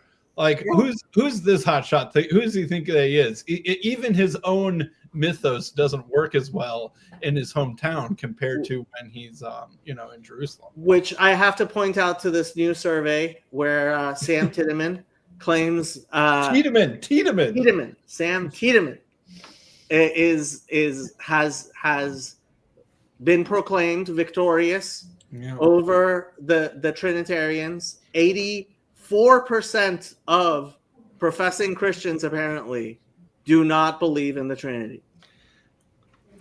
I mean, I've been saying that this whole time, that if you, like, every time I get excommunicated, I say, fine, give a survey to the congregation, ask them the sorts of questions that you're asking me, and what percentage of the congregation do you think would answer the Trinitarian propositional pop quiz correctly? 15% sounds optimistic, honestly, but I'll take it as an answer, right? And so, yeah. Anyway, I've been saying that. Okay, that's hilarious, Jonathan.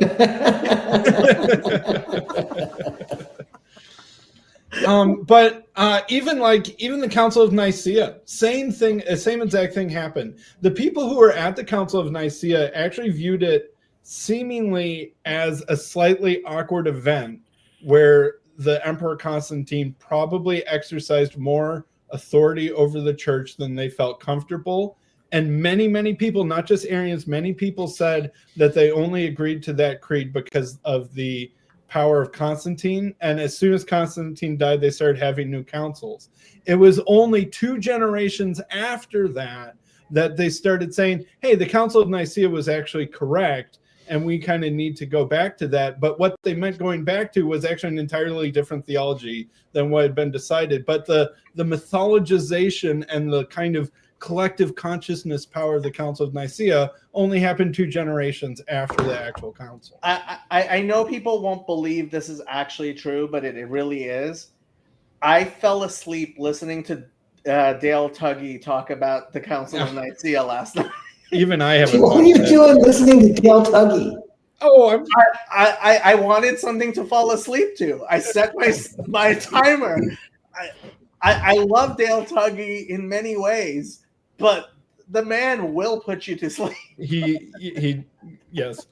He is only slightly more engaging at a bar after a few drinks, but so anyway, Nick Fuentes, right? So like people get mythologized a generation or two afterwards. It's hard to mythologize someone who you just thought of as a normal, regular person, the way the people who actually fought in World War II thought about Hitler and the Nazis. And so I think that Fuentes is obviously coasting off of that mythologization and trying to invert it in a very Pageauian sense. But like Ben Shapiro making a clips thing of here are 4 or 5 clips that will tell you everything you need to know about Nick Fuentes and why he's an evil, awful, icky, whatever. That's exactly what the left did to Charlie Kirk. No. Yes. It's not true. I'm not saying Sam, Charlie Kirk and Nick Fuentes are equally deplorable, but that same thing, it just doesn't work. It's not going to work. That's absolutely false, Sam. All right. Okay. Tell me why it's false. There's a difference between making false accusations and making true accusations. Fair. Okay. I acknowledge that distinction. Yeah. And that's the thing. Like you can investigate. And this is the main difference. We've been talking about this since the beginning of this broadcast, right? I genuinely think the difference between left and right is what Jordan Peterson said, which is that the left doesn't know how to police its own, doesn't know how to police at all, right? And the right does. And that's the beauty. Like over the past 2 days, what I have been seeing is the Republicans being like, no, this is not acceptable. No, we're not going to have somebody who genuinely believes that like Nick Fuentes has, like, he may be jokingly, but he seriously is like, I don't want to live near black people. Like that's not an out of context clip or something like that. That's a fair point. That's a fair point, Jacob. Compare the two. I'm sorry. It's buying into the woke thing that it's all narrative. There's no actual reality to be discerned there. Fair enough. So I think, Sam, I think that is, which is the intentionally misquoting and soundbiting without context versus. So would you watch that, Sam? Was he, again, I haven't watched. So the big question I have is this: in today's day and age, when I see people like Nick Fuentes, like I have not, I had a sense of who he was. I just don't pay any attention to him. Sam, the argument I gave was like in the 80s, you would have those KK guys that would like go in the town square in the South, and there'd be like 20 of them in the whole town, white and black, thought they were ridiculous and whatever. Or they would march through Skokie, Illinois. Or something like that. But are we at a point to where I can, so this is the question I have for Jacob, whatever. Like, I just think it's irrelevant. Like my son's friend group, or my sons are in their 20s, that he doesn't even hit their radar. They don't pay attention to a guy like that. So I just ignore it. Can I ignore it? Or do I need to speak out against it? I'm also not for deplatforming. Like I don't think the average person has to speak out against it. And frankly, look, the part of it is having institutions. And part of the problem is heritage is apparently lost. Like heritage as a conservative institution has been failing for a while. They've been failing for over a decade. They've been failing for a while. And in a desperate bid to try to gain relevance, they seem to have gone like they're doing seppuku. And but ultimately, like, look, when Project 2025 came out, Trump said, nope, not going to do it. Like, that's not my platform. I didn't authorize this. This isn't MAGA, right? And despite the Democrats trying to force it down our throats, it didn't work.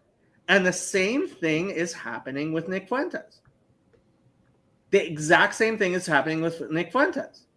The Heritage Foundation. you don't know who Paul. Like, I can't believe you don't know who Heritage is.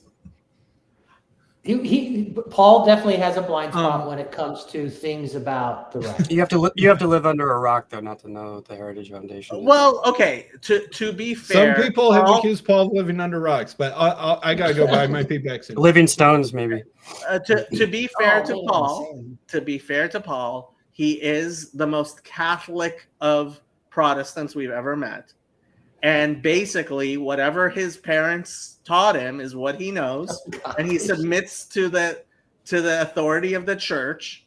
And like, I have never heard Paul actually defending the Trinity or penal substitutionary atonement. Like, I was the one who had to be like, "Hey, Paul, Heidelberg Catechism, come on, please."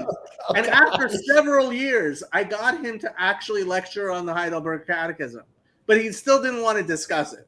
Well, Like- he also, but to Paul's defense, he is an ordained pastor within a denomination, which because of that, now mind you, he has many conversations that are well outside the bounds of what I think any what most pastors would be willing to have and the people he would talk to.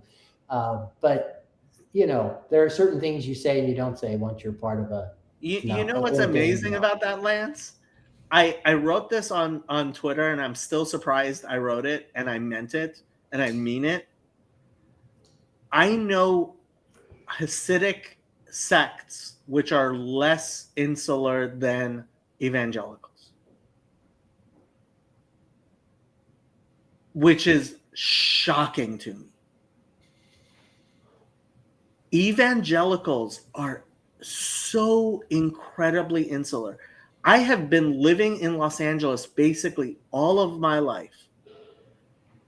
When I introduced Richard from Biola to people in my friends group, none of them knew Biola was in Los Angeles. I don't know anybody in my non-Christian evangelical friend circle who even knows what Biola is. 99% of them will tell you Biola. Oh, you mean that university in Texas? That's Baylor, right? Yeah, it's Baylor. Hey, I had never heard of Biola until I got into this group, and I was raised very Okay, but it's the Bible Institute of Los Angeles. I am in Los Angeles. I heard of Moody Bible Institute. That's about as far as I got. Yeah, it's different. I would say this. The CRC is not evangelical. That I wouldn't. They were a very different subgroup. Then I wouldn't put them in the evangelical bucket. Well, oh yeah, the CRC was pretty much like second tier mainline.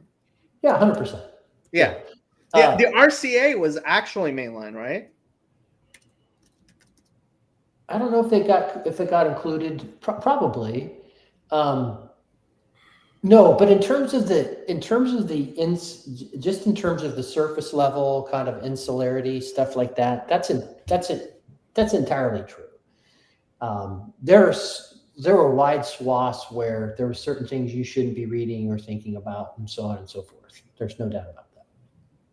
And people, so I mean, I was reading. I read Douglas Wilson's book, American Milk and Honey, I think it was. And in what I looked at his citations, every single citation was to a book by a Christian, like an evangelical Christian. He does not like, especially his, like, I wanted to see where he got his information on the Talmud. He has a chapter on the Talmud, which isn't the worst chapter on the Talmud ever. No, Jacob reads when people talk about the Jews. It doesn't matter who it is. And like I'm looking at the thing, and it's like, oh, he's citing these evangelicals from like the 1990s who know almost nothing about the Talmud. And it wasn't, I mean, I've certainly read a lot worse. But yeah. Yeah. So anyway, we never got to Paul. Paul, the Heritage Foundation was basically a right-wing think tank, sort of. It was the right-wing think tank. Yeah. I mean, when I was poli-sci undergrad, like Heritage was it in terms of being the brain of the Republican Party. Yep, very much so. And now it's become completely like nothing. Well, that's because it has stayed, I mean, use the term rhino, right? Neocon rhino. Yeah, I mean, look, so few people know the history of the Republican Party. Like people have And Tucker was a big part of Heritage for a while. a lot of people were. They were the Republican establishment. They were the Republican establishment. And I mean, it's a genuine question. There are people who would say that they haven't completely fallen. They were anti-Trump. Yeah. So they're anti-Trump. A lot of never-Trumpers. The Republican Party, as it existed, doesn't exist anymore. The voting bloc is this populist, America first, make America great again. They hate, like, amazingly, like Dick Cheney, George Bush, like that whole crowd. People are done with them completely. Mitch McConnell, Mitt Romney, Lindsey Graham. The voting base en masse has rejected them entirely. So, yeah. I mean, basically, and look, funny enough, Heritage was the ones who they came up with Obamacare. They don't admit it, but they're the ones who came up with Obamacare. Yeah, very, very pro free trade globalist. What you would consider to be the elite Republican view of the world. Right. And what's happened, especially with the Trump takeover, is they've been losing relevance more and more. And frankly, Project 2025 was a very good way for them to try to gain relevance. And when I first read it, I was kind of excited. I was like, oh, if they're actually going to do this stuff, right? But I thought of it as it wasn't a platform to run on. And the Democrats picked up on it and started talking about it. And like Trump hadn't bought in, right? And nobody was actually defending it because Heritage has no capacity for mass communication, honestly. Yeah. So Paul said they had principles they didn't want to betray, like conservatives probably should do. Yeah, it was the establishment, and quite frankly, they were not. They believed in their crap, which failed, and it was rejected en masse by the voting base. And they probably looked at the people that are now electing Republicans as deplorables in the same way Hillary did. Right. And what happened was that they decided, okay, we've got to see what time's up. And they've moved. They're like, oh, let's okay, I guess we have to be racist now, right? Because they thought MAGA was racist. It's funny. It's like, right. It's like Kamala Harris being like, no, I can't have Pete Buttigieg as my vice president nominee because like America hates gay people, right? And yeah, it's that precise type of thinking which has made some Republicans be like, oh, well, maybe we have to play ball with Nick Fuentes. And frankly, I have to say, Donald Trump almost fell for that because some people will remember Donald Trump had, wow, we actually get PBK. Donald Trump had a dinner with Milo Yiannopoulos and at Mar-a-Lago and Nick Fuentes, but he seems to have kicked them to the curb pretty He soon didn't after. know. He didn't know who they were. He had no idea. Especially, I mean, afterwards, Fuentes basically endorsed Kamala Harris. Right. You're muted. Muted, Paul. Still don't have any You're sound still from muted. Paul. Yeah. Keep talking with your hands. We can maybe figure Well, it and out. like It's divine sovereignty. yeah, and so it again, was- they- Yeah. There it goes. So this is the funny thing about conservatives. You say we're conservatives, but you're just as you move around just as much as everybody else, because that heritage was this aspect of a certain time and place. They were the post-war, post-Clinton establishment conservatives that had bought into free trade, open systems against some things. And of course, Trump is sort of an anti-hero, and Trump rearranges everything. And so in some ways, they're true conservatives to a degree that they didn't change and they don't want to change. And y'all who changed, are you conservatives? And that's my problem with the conservative label. Because the truth is, both sides are changing. I have they might just look at different parts in the past they point to. I have news for you, Paul, that is not news at all because you've quoted me saying it before. American conservatives are liberals. And I was the guy. So I grew up. So I came of age in the 80s. I loved Alex P. Keaton, and my parents would have been much more like his parents because they came from. That was me. My dad put himself through night school, was the first one to graduate. I was the second one to graduate and the first one to get an advanced degree, right? All of my family members were union people. My great-grandfather was an Irish orphan immigrant who worked on the boilers of the public education system. My grandpa was a railroader, all tradespeople, Italians and Germans. And by the way, we were so much more ethnic. We had the real food and we got together all the time, and grandmas lived with the families, and there was no such thing as an old folks home. Like you died at home. Like that's what I grew up in. And so I fell into this whole 80s. I would have been that sort of thing. I would have liked Bush.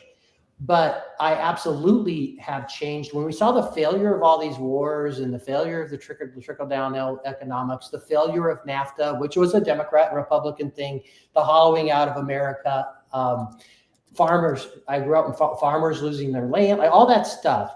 So I have become, I don't really have a label. Like I don't even want to call myself a Republican more Paul, because like the Republican establishment that's still there and we haven't voted them out, that's our fault, right? I am something of a populist, and I know that that's probably something a more libertarian probably, but libertarians don't really stand for anything, so you can't really be a libertarian because they can never get anything done. So Mr. Me, conservative, right, whatever it is, I have transformed so greatly from that 1988 Alex P. Keaton to where I am now. So I have absolutely changed, Paul. Well, it's interesting because again, I think we don't have.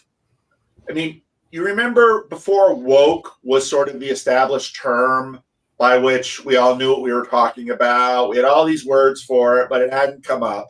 And, we're in that kind of fast movement now that, we know Trump, but Trump is this. I mean, Jacob posted it on Twitter the other day.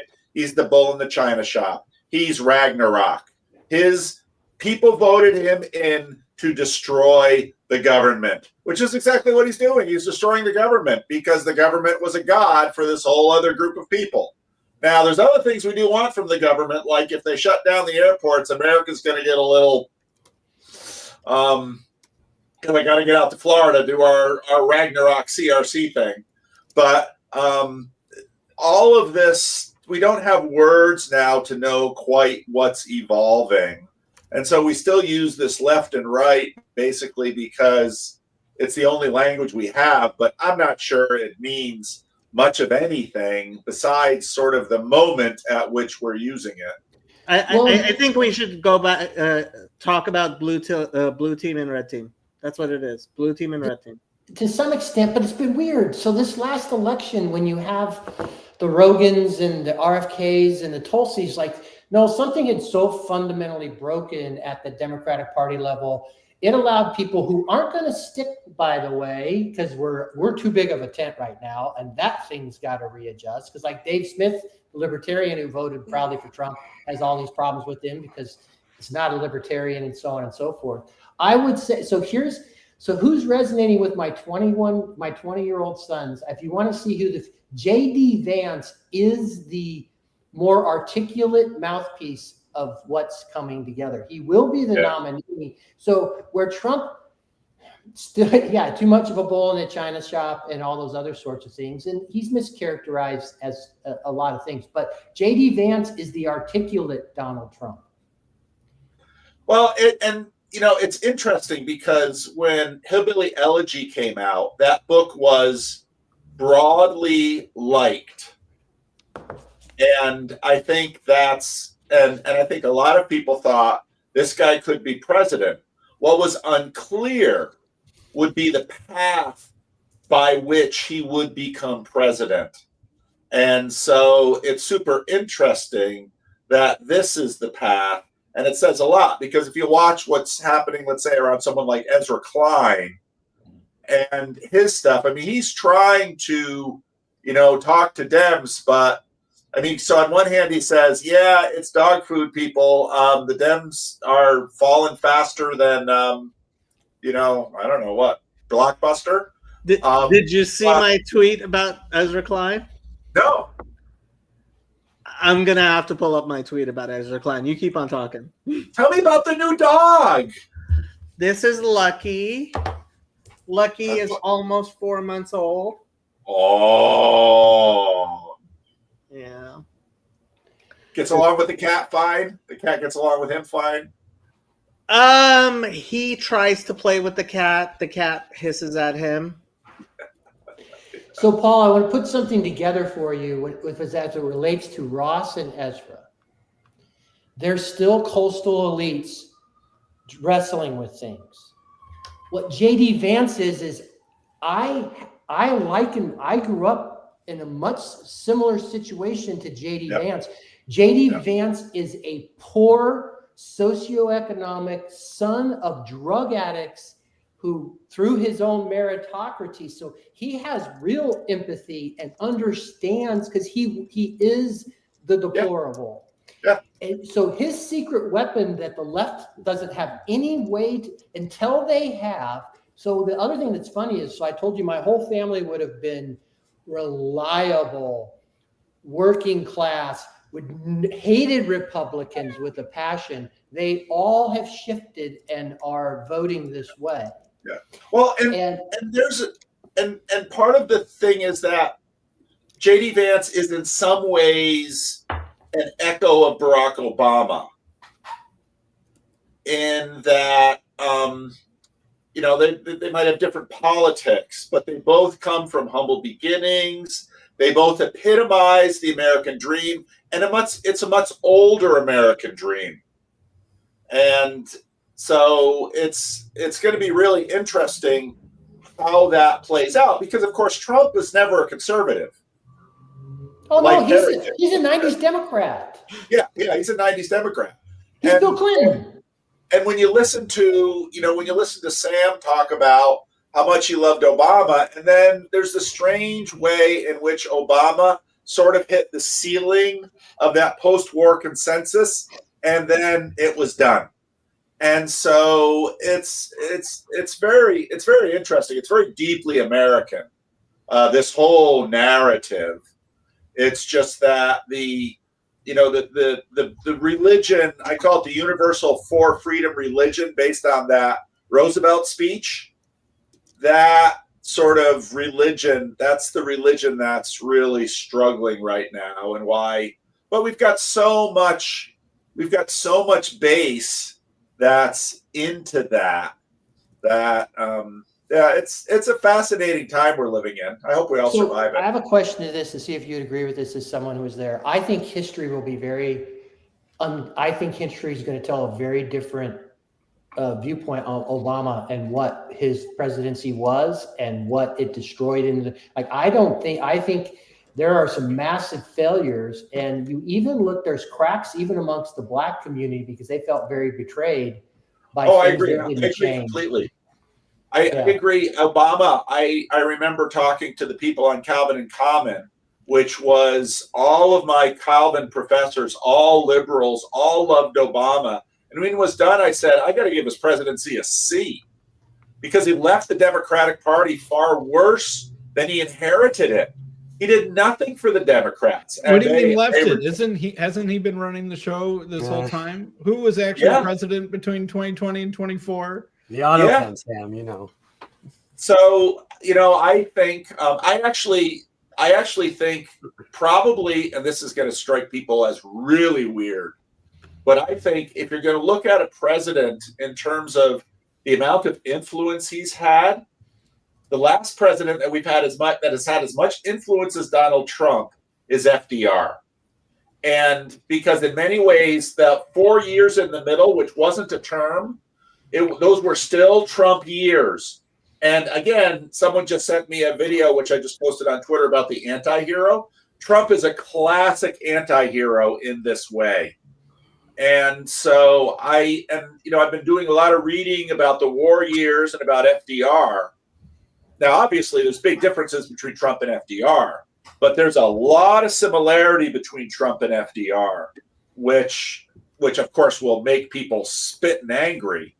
But it's there, and I think historically, that's how we're probably going to see it. The times gave them the opportunity because of just where the country was in such upheaval and difficulty and all these other sorts of things, and so that has a chance to do it. I for one. So I said that I actually donated, and I'm weird. I donated to RFK Jr.'s campaign. And I told my wife, had he won the Democratic nomination, I would have voted for him. And here's why. First off, I think he's an honorable man. Secondly, that would have meant the Democratic Party would have woken up from this crap and tried to move towards some sense of what I would just call common sense or some sanity. And I think that the United States, we're a two-party republic, we need some sort of healthy counterbalance against the two. And it's not good to run one way or the other. And so I want the Democratic Party to break free of whatever this thing it's got captured by, to where a pro-life Democrat from Ohio can run for president and could win the nomination and then run for president. Like, I think that'd be good for the country, Paul. Yeah, I don't know. I think there's it's interesting watching it. People like the theory of blowing up government, but they also love government. They love their Social Security. Yeah, don't blow up the food stamps. Right. You can shut down the government. Don't shut down the food stamps. No. Social Security, Medicare. So I don't know. I think Rod is right that I don't know what kind of shape things are going to be in by 2028. Because the truth is that there's a lot of poor people in America that are tremendously dependent on government monies and the whole healthcare system. If a whole bunch of people know, this is the thing about Obamacare, is that if a whole bunch of poor people now just start streaming into hospitals and getting free health care and insurance costs Jacob, this is your area. Honestly, so part of my road trips was going through red places and talking with people in red places that I, as somebody who grew up in Los Angeles, really had not done before. And I was shocked to learn how little people in these red states and people who think, I don't want no government, right, are living in, and they have zero clue. I'm not gonna read my own tweet, but like I put it in. But you're going to read your own tweet. But I put it in the chat. I think Ezra Klein, like I've been following him since 2010. I think he's either going to win and change the Democratic Party much in the same way as Clinton did, or he's going to find himself getting Barry Weist, where now we Or have RFK'd. So yeah, I guess that's. But Barry Weiss is this left-wing New York lesbian that people are trying to convince us is some reactionary far-right figure. Yeah, right? she's definitely not that shit. I mean, to be fair, Barry Weiss is pretty Zionist. And Yeah, guess what? Being Zionist used to be part of the like left wing. I mean, it was more left wing than it was right wing. Right. I mean, Yeah. the fact is, Kirk as an Except for the evangelicals. So which PDK evangelicals? Which evangelicals? The Baptists? Not so much. That's new. Come on, Jacob. We're praying for your soul. So, Paul, there's this really interesting thing that's happening, and you are talking about like EBT and some of these other things. What people are really waking up to is, particularly with the wave of immigration that came in, is there are more people than anybody ever imagined. And the other thing that I think people aren't, I think they don't get it. This is an 80-20 rule on this whole immigration piece. Is a lot of the black people in the black community are pissed off because they know, wait a minute, and by the way, they're getting more than we get, because there's this weird thing that happened where they started doling out all this money, which we know there was shady things going on. And so so you would think how that would play out. Like, I don't think people realize the vast shifts that have happened in the miscalculation, what I would say, of the Democratic Party. But the Republicans are doing a terrible job capitalizing on it. Like Chicago, of course, is like city number one in terms of cities that could have huge amounts of minorities flip their opinion on the Democratic Party, because during 2021 to 2024, like you said, homeless shelters were kicking out the citizens, often African-American, to make room for Venezuelans or wherever the heck they were from that had showed up quite literally yesterday, and that they were pissed about it. And the thing is that homeless African-American man can vote and the Venezuelan can't, theoretically. Well, in Chicago, it's a little complicated. Anyway, so Chicago is rife with huge amounts of disaffected minorities that are exactly what Paul talked about, feeling like they're being pushed to the back of the line and like want some more America first in terms of who gets first dibs on the feeding trough. And then, Trump pulls a Canada, right? And, gets all of the Chicagoans pissed off at him again with all of this ICE stuff. And even though a lot of African Americans might be like, I don't mind if you run around some neighborhoods and round up some people, I can point out which ones you should go to. But why are you on my block? Or like, why are you demonizing my city? I'm sorry. No, Jacob, you're wrong, and I get to talk a little longer because you're wrong. And I think that there are lots of Chicagoans that feel caught in a place where they don't feel like Trump is on their side, or that Trump is their politician, that Trump hates Chicago, and Trump doesn't care about them. I really, really wonder if that's the case. And the New York Times had the Daily podcast went into black neighborhoods in Washington, D.C. And I wish Paul had stayed, because I would have wanted him to talk about this, because he actually has connections within the black community. And I actually talk with people who are in the black community. I am not sure that this story you're telling. I think it is a is little true. complicated. Like Mo, our Puerto Rican, because also Puerto Ricans are an interesting ingredient in this because they are Hispanics, but also U.S. citizens by birth. Yes. And so they feel complicated about this. But I do feel like while there are a lot of them who are like, I don't mind if you round up the illegal immigrants, in all honesty, I don't feel like the way that Trump is going about it is saying like, hey, I'm really on your side. I think it's sort of like blue states suck, Chicago sucks, your city is an S-hole, and look how much violence there is, and blah, blah, blah, blah, blah, blah, blah. That's in many ways pointing to Black people as still part of the problem without saying, hey, I'm on your side. I don't think that the African-American community feels like Trump's ICE raids are on their side. When we were talking about when we were talking about Sartori's here. When we were talking about Obama, I almost brought this up, but Paul is absolutely right. The Black community is actually very fragmented. And one of the ways it got even more fragmented under Obama was the divide between descendants of American slaves and not.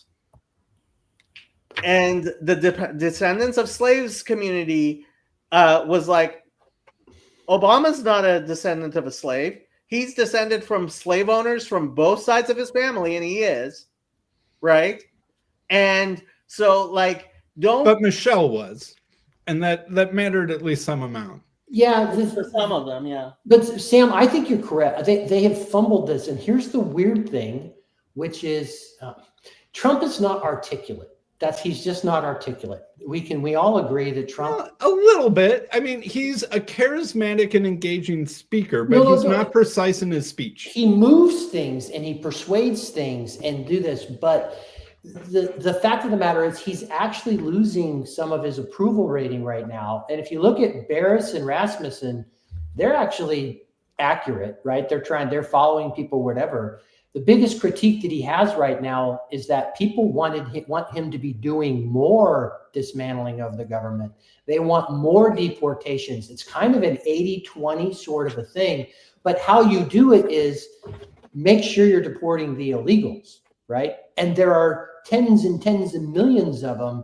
There's plenty to find. Get rid of the illegals. And I think you're right in terms of he's not articulate in terms of engaging with the Black community. He just is not, Sam. You are 100% correct.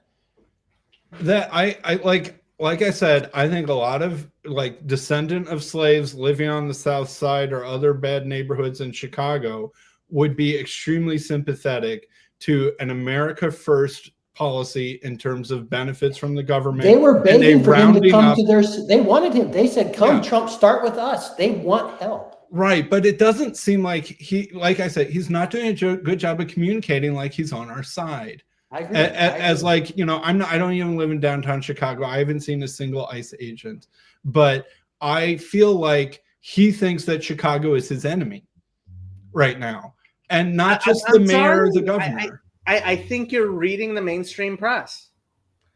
I go to a church that has is at least 40 or 50% African American. He made the same mistake, and you made the Canada thing, Sam, and it's true. The Canadian people would have been for him saying, hey, your government is screwing everyone, the Albertans and all these people that are disaffected. He could have found a way to, instead of just be anti-Canada, and be more articulate and go down that second and third level, because again, like I just feel like that I think the communication is poor, and they are allowing dominant media to define things in ways which aren't true, which then get stories percolated up or whatever. I think it's a massive failure, because again, these are 80-20 rules. America is fed up with the invasion that happened. They see what's going on in Europe. They don't want it here. They're sucking. You talk about healthcare costs going up. One of it was both Republicans and Democrats. Republicans had a chance to repeal Obamacare. McCain knifed them in the back. They didn't do it. Obamacare has been an abject failure, causing an escalation. I'm a CFO. We just renegotiated our healthcare costs. We ate a lot of it, so our employees didn't have to eat it. We're hoping something happens next year. It's a massive mess. We pay more for worse healthcare than we had in 2008. Yeah. And that just is what it is. But Trump's lack of articulation is, I think it's a problem. I agree with you. I'll let someone else speak. Me too. I'll shut up. Michael, it's all you. Oh, I think maybe just to speak to that point, the Rob Henderson has a really good blog that he put out on the difference between experts and elites. And and he uses Trump as the example. Like, Trump is a pure elite. He's a big picture guy. He just he gets things done. Experts are, they work in a very different way, obviously. They can tell you all the risks about something, so they're usually very hesitant to be responsibility for having anything happen. I think that the problem with the culture that the left relied very heavily on experts, that was the whole thing of Fauci and all them. It's we have the experts. The experts are our thing, and maybe Trump has not done enough of that. Because that's kind of the problem that everybody sees with his whole cabinet of they're these fake pseudo mainstream type people or whatever, so. See, I actually think part of the fact that the 4 years in wilderness, Trump has built a certain. So Rod says, just take this thought and let it rattle around in your mind for a while. Consider Trump fatigue. How does the next 3 years play out with that in mind? I think Trump actually has a much deeper bench than people give him credit for. I think there's a lot of people from the outside, including Elon Musk, who are still very much supporting him and making that administration run in ways that, look, Trump thinks of his cabinet members as coming from central casting. These are spokespeople. He hired spokespeople. What did not exist in 2016 that existed in 2024 was an actual transition team that came in with policies and a readiness to actually spend the next 4 years knowing how things work, having been president for 4 years, coming in and getting shit done. Yeah, and they came in running at full speed. The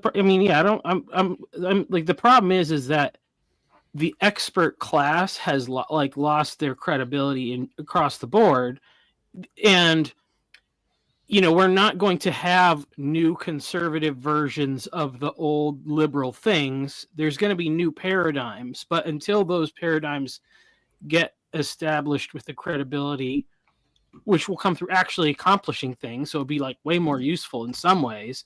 But I think that's just the part of the gap that's difficult to bridge, is that there's just nobody from the old institutional. There's nobody that can even pull. It's not even like Trump didn't pick the right people. There wasn't anybody that you can pull up. So it was a lie when Biden and everybody else was saying trust the experts. Those experts were full of shit, and then all the other experts are also full of shit. So it's just whatever. Everybody, it's just. I don't think we want two new political options, like Paul said. I think we want a new arena. And that's sort of connecting to that end of my moralistic therapeutic deism stuff, is we want a new arena that has two parties within it that are playing fair.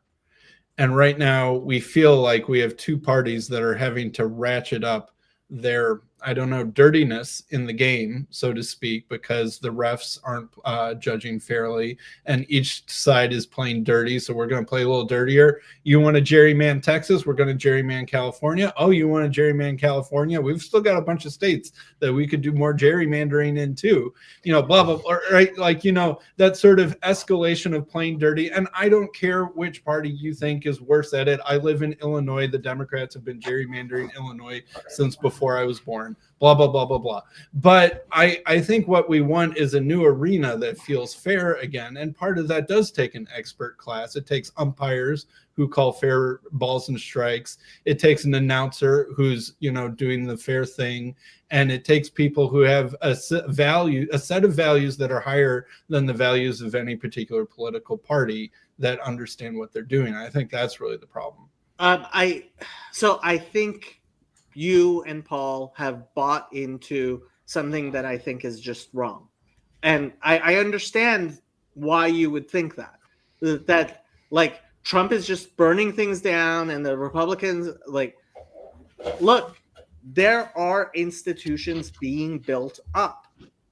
The Republican Party, Trump didn't just burn down the Republican Party. He made it a new Republican Party and one which actually I still think he was a wildfire. Yes, the new sprouts are coming up, but he was a wildfire candidate. I think that's right.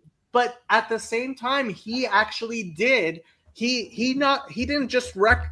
I don't think he's he built a box derby car. I don't think that he can build anything. But things are being People are already trying to skin suit America first. They're trying to skin suit for a reason. Okay, let Andrew speak.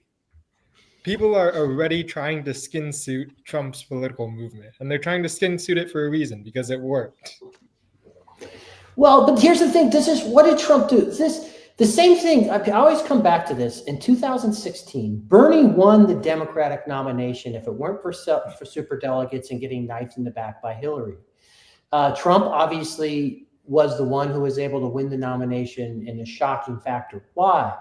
Trump tapped into a thing that was already happening amongst the people.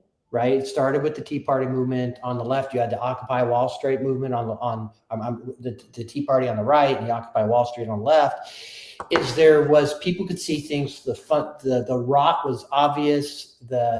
It wasn't working out, particularly for young people. All those sorts of things. To say that Trump is only a destructor that's a caricature. He has. So let's no. Let me finish. He's bringing in trillions and trillions of dollars of investment to try and onshore things within the United States. That's an absolute fact. Getting commitments for people to do this stuff, being willing, whether you agree with tariffs or not, trying to reset these trade deals. What he's doing with NATO, trying to get Europe to pay their own fair share. Something that didn't get mainstream movement, but actually can help healthcare costs is the most favored nations that they actually got these prescription drug makers to be able to do. To say that all he does is destroy and isn't trying to do anything productive, when you think about listen to Scott Bessent, really smart guy, right? Scott Bessent, Marco Rubio, J.D. Vance. There's a deep Republican bench of MAGA people. I'm not denying that. A forest fire is still a huge accomplishment.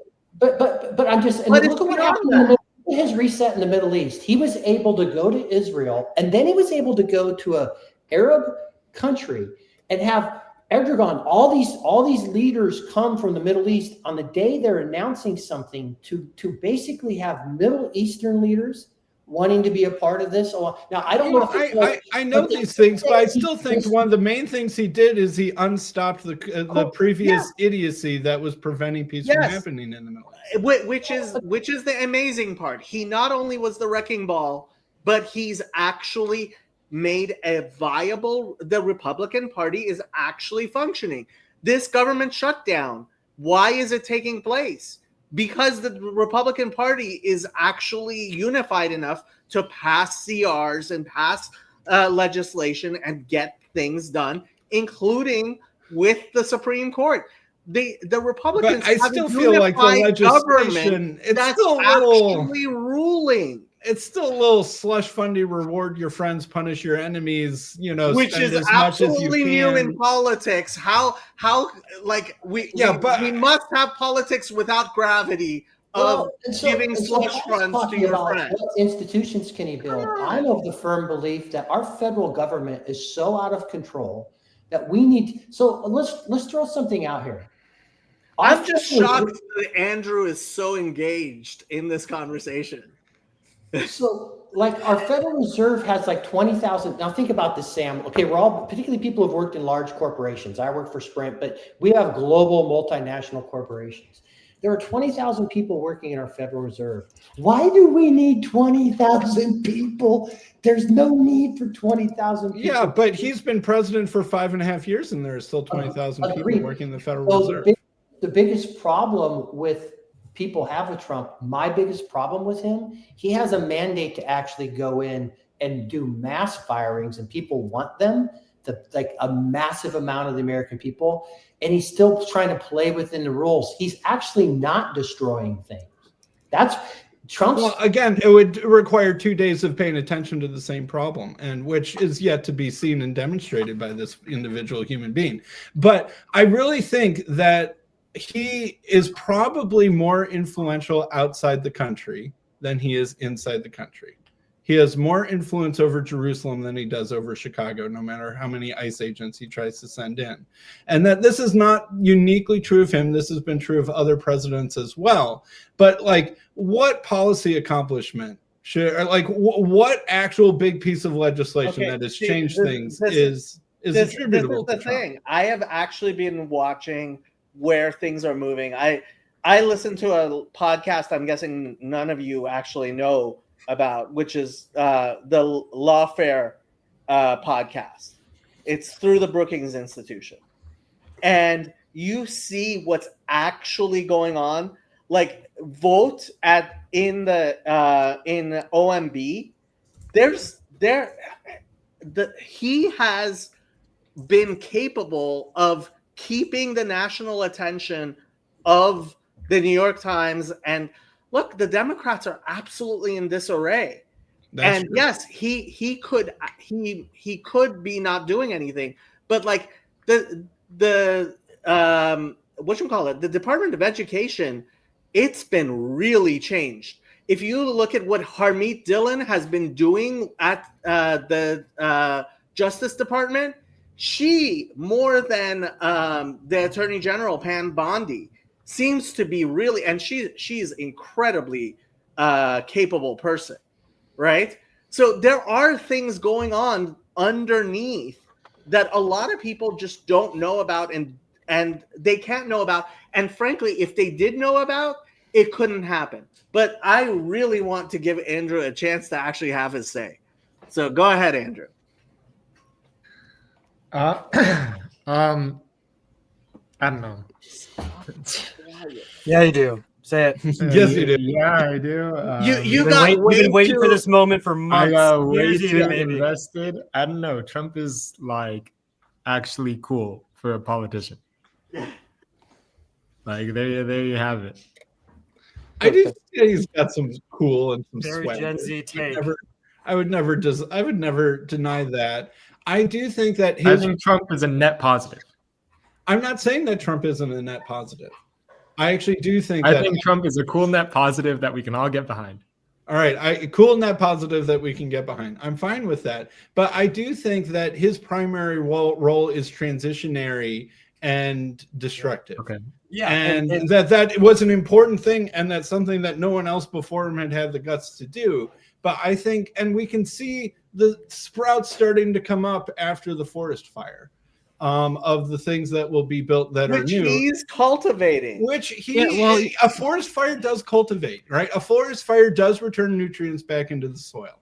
But I don't think that he is the sort of person that really has the longevity or attention span to really be the cultivator in I the think long sense. I just don't think that's his job. And I think that once Trump is gone or even passed away, that the real questions will still remain about what the Republican Party needs to be. And I think there will be the people who just sort of carry on and think that the forest fires was the point and that it needs to keep going.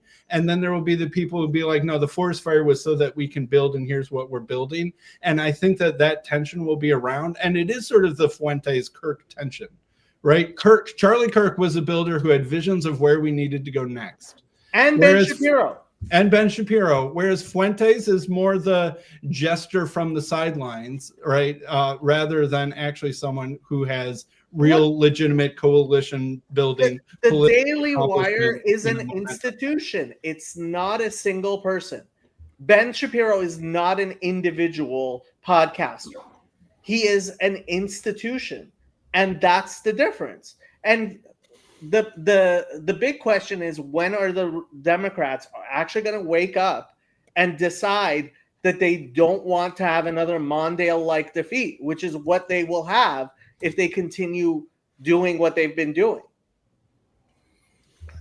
Rod says, if shaming and shunning is your primary political weapon of choice, you need someone shameless to counteract that. I think that's well said. Yeah, and I think that really was Trump because, listen, the Republicans hated, the Republican elite hated Trump and everything that like what they viewed MAGA people as deplorable. And they literally, we know this now, this is a fact, a sham thing to try and take him out from the beginning with the whole Russiagate. We all know that, it's factual. That was coordinated from the Obama White House through the FBI to the CIA to Hillary Clinton. They were all involved. Then he gets out of office. If he hadn't decided to run, then they do all these sham indictments to try and break laws, to try and do that. This man weathered that storm, rose again, swept the swing states, won the popular vote, because to break this corruption, it took someone who had the perseverance, and even Democrats would agree with this. Gosh dang, that guy has perseverance. Unbelievable that he kept fighting through all that. Agreed. And saw it. Trump is not, problem with Trump is, I'm with you. He is not, he's not the articulate person to be able to march through this stuff, but it's also a failure. There's too many people that are not MAGA that are still elected. They should be doing these one-page bills every freaking day of these common sense executive orders, passing them. They're not doing that stuff. I mean, there was stuff in the one big beautiful bill that was part of what he wanted to accomplish with in terms of things. He shut down the border, all those sorts of things. But everything is still broken. Like everything is still broken. And until the Republicans vote out a lot of this establishment corrupt people, we're still in a big old mess. And to answer Clint's question, I just asked Grok. Daily Wire has over 1 million paying subscribers as of October. Which is interesting, because do you consume any Daily Wire content, Sam? I don't. No, I've never had a subscription. Even Jordan Peterson couldn't draw me over.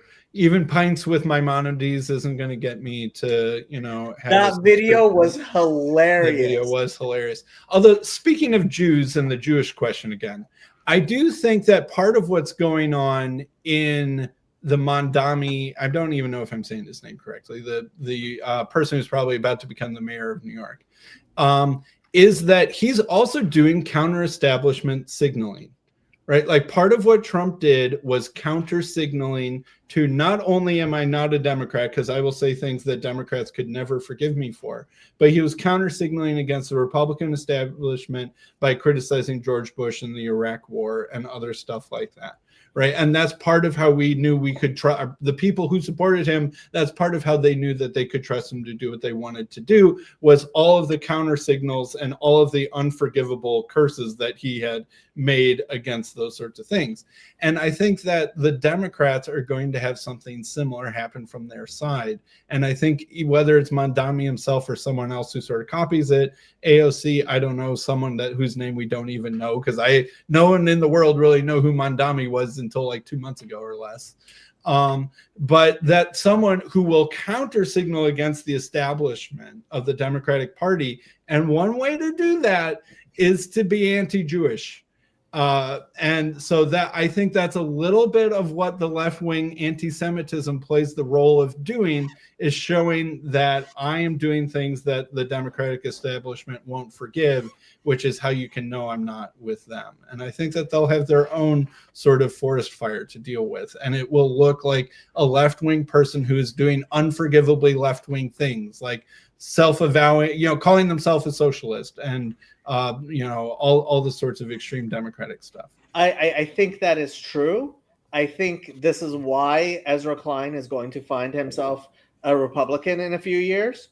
I don't think I am hopeful, and I predicted it that Mamdani is going to lose yesterday. I think he is going to lose. We'll see. I might be wrong, and if I am, okay, we'll come back on tonight. We'll come back on tonight. We'll do an election night special, Jacob and I. I'm predicting Mamdani wins. Okay. That's Jacob and I will host an election night special tonight. I'm already taking over your channel. You'll come back on when we start getting results. Maybe money's on Mondami. The thing is that not to repeat things that we've already said, is a few months ago I could have imagined a shockingly conservative person winning mayor of a big city like Chicago. But I think that Trump Canada'd Chicago with all this ICE stuff, and I don't want.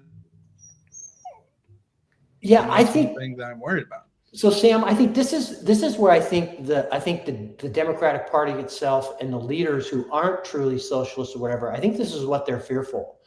I think they understand that probably 25% of their hardcore people, they want communism, socialism, something like that. They also know there's no way to win an electoral college with that sort of a thing. So, like, where I'm thinking that, can there be a pro-life? We lost you for a minute, Sam. Yeah. So I think the Molotov cocktail that they want to throw, which is like the populist. So there's a populism is on the rise, right? So there needs to be this populist left sort of a thing. I don't know if so. How could you counter signal someone like Ezra, which is like you go anti-woke, but you do it in a liberal way in trying to win back, which were decades worth of Democrat working class voters, union, Black community, those sorts of things. But I don't think that's a winning thing. And so I'm curious on the Democratic side, Sam, because I think they want to throw a Molotov cocktail too, but I think their Molotov cocktail is Mamdani. Right. I think that instead of a anti-woke moderating counter-establishment force within the Democratic Party, which JFK or RFK was trying to be, right? Tulsi. Right. Tulsi, right. Instead, they just got absorbed by MAGA. I think that there will be a left-wing anti-establishment thing who will drop probably some of the unpopular stuff about woke. Like, I haven't heard Mondami talk about trans rights. Maybe he does. I don't know. But does he? All right. Anyway, I haven't. Left-wing, the woke stuff that is most distasteful to the Democratic establishment, like jihadi, anti-Jewish, river to the sea, globalize the Intifada communism stuff, right? That is so far left that even the like, say, the New York Times editorial board can't stomach it, and it'll signal in that way. But it might drop some of the sexual stuff. I don't know, because that's become so mainstream. Well, first of all, apparently Mamdani has promised that the city of New York is going to pay for people's transgender surgeries. Second, if you need to know the difference between being anti-Jew and being a critical of the Zionism, Satmar, which is known for their anti-Zionist take, has endorsed Cuomo, as has all Jews, because no, he actually is anti-Jew. Mamdani is definitely anti-Jew. If the DSA types do take over the Democratic Party, then I predict what would happen is Maha and MAGA will split, and that'll be the new two parties, MAGA and Maha. Well, that's interesting because I thought I saw a poll that said that the majority of New York City Jews actually endorsed Mamdani. Maybe, unless New York City Jews, as in the vast majority of them being cultural Jews who could care nothing about their thing. Well, yeah, I mean, but I thought even It certainly isn't a vast majority. It is. I believe a majority of Jews did say they're going to vote for Mamdani, but the indication that I have had is there has been a huge turnout, much larger than normal, which means that there's going to be a polling error. And I can only hope the polling error will be in the right way. Well, I generally hope that's true because the way I was going to predict the future of the Jewish vote is basically you're going to have Orthodox Jews who are going to be consistently Republican, and that's going to be a growing demographic. But then I thought even with the DSA candidates, you were going to see cultural Jews either become Republicans or become more moderate and less likely to support DSA types because of the Israel issue. But unfortunately, it seems as though cultural Jews are less moral people than I thought they were. Cal, what I have seen on Twitter is that Rabbi Indyk apparently said that endorsed Mamdani, and the Rebbe came out, the Reb Aaron came out and said that he disavows Indyk, and the Beis Din of the Aronim came out and fully endorsed Cuomo and said that you have an obligation to not only go vote for Cuomo yourself, but to get your friends and family to vote for him. That's internal Satmar politics for all the people who came here for internal Satmar politics.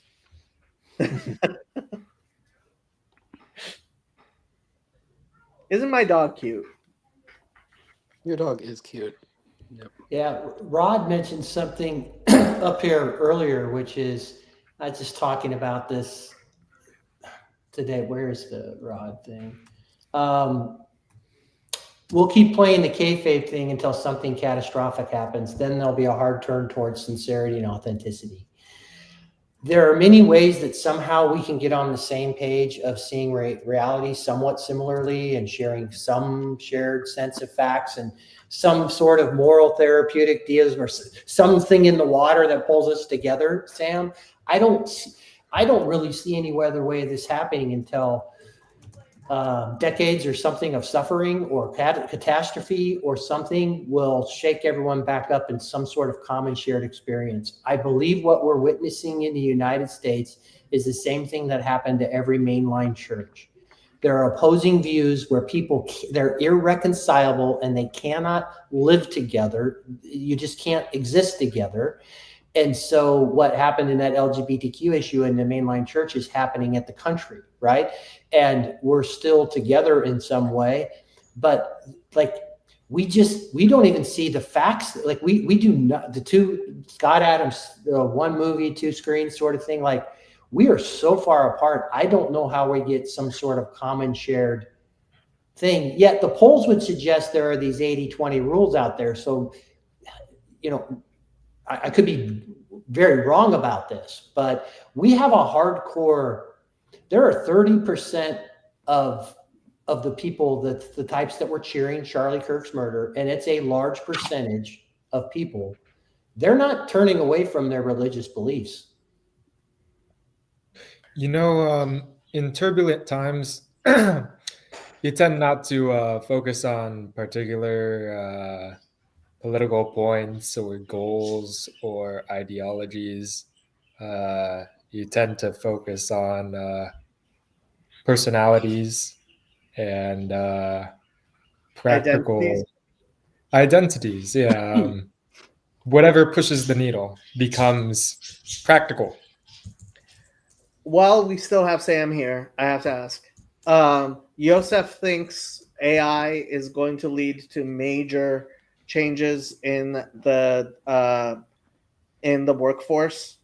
The New York Times again did a daily podcast episode on Amazon's changes in terms of robots. Yosef actually thinks there's a possibility that AI, especially, I don't know if you've heard of 2-hour core, but AI education might absolutely change education a lot. And I know you're on the board of the school board. So please pontificate on AI, the workforce, and education. I think that AI will certainly be the biggest story in the workforce for at least maybe a decade. I don't know on the scale of how big its changes will be. Like I wish that there was more evidence that AI was improving productivity or was really transforming the economy. Maybe it's still a little bit early, but I do think it's changing it more than anything else is. But part of me wonders how decadent, things are where there's just not a lot of changes or improvements, or the fruit is so high that it's not going to be that big of a thing.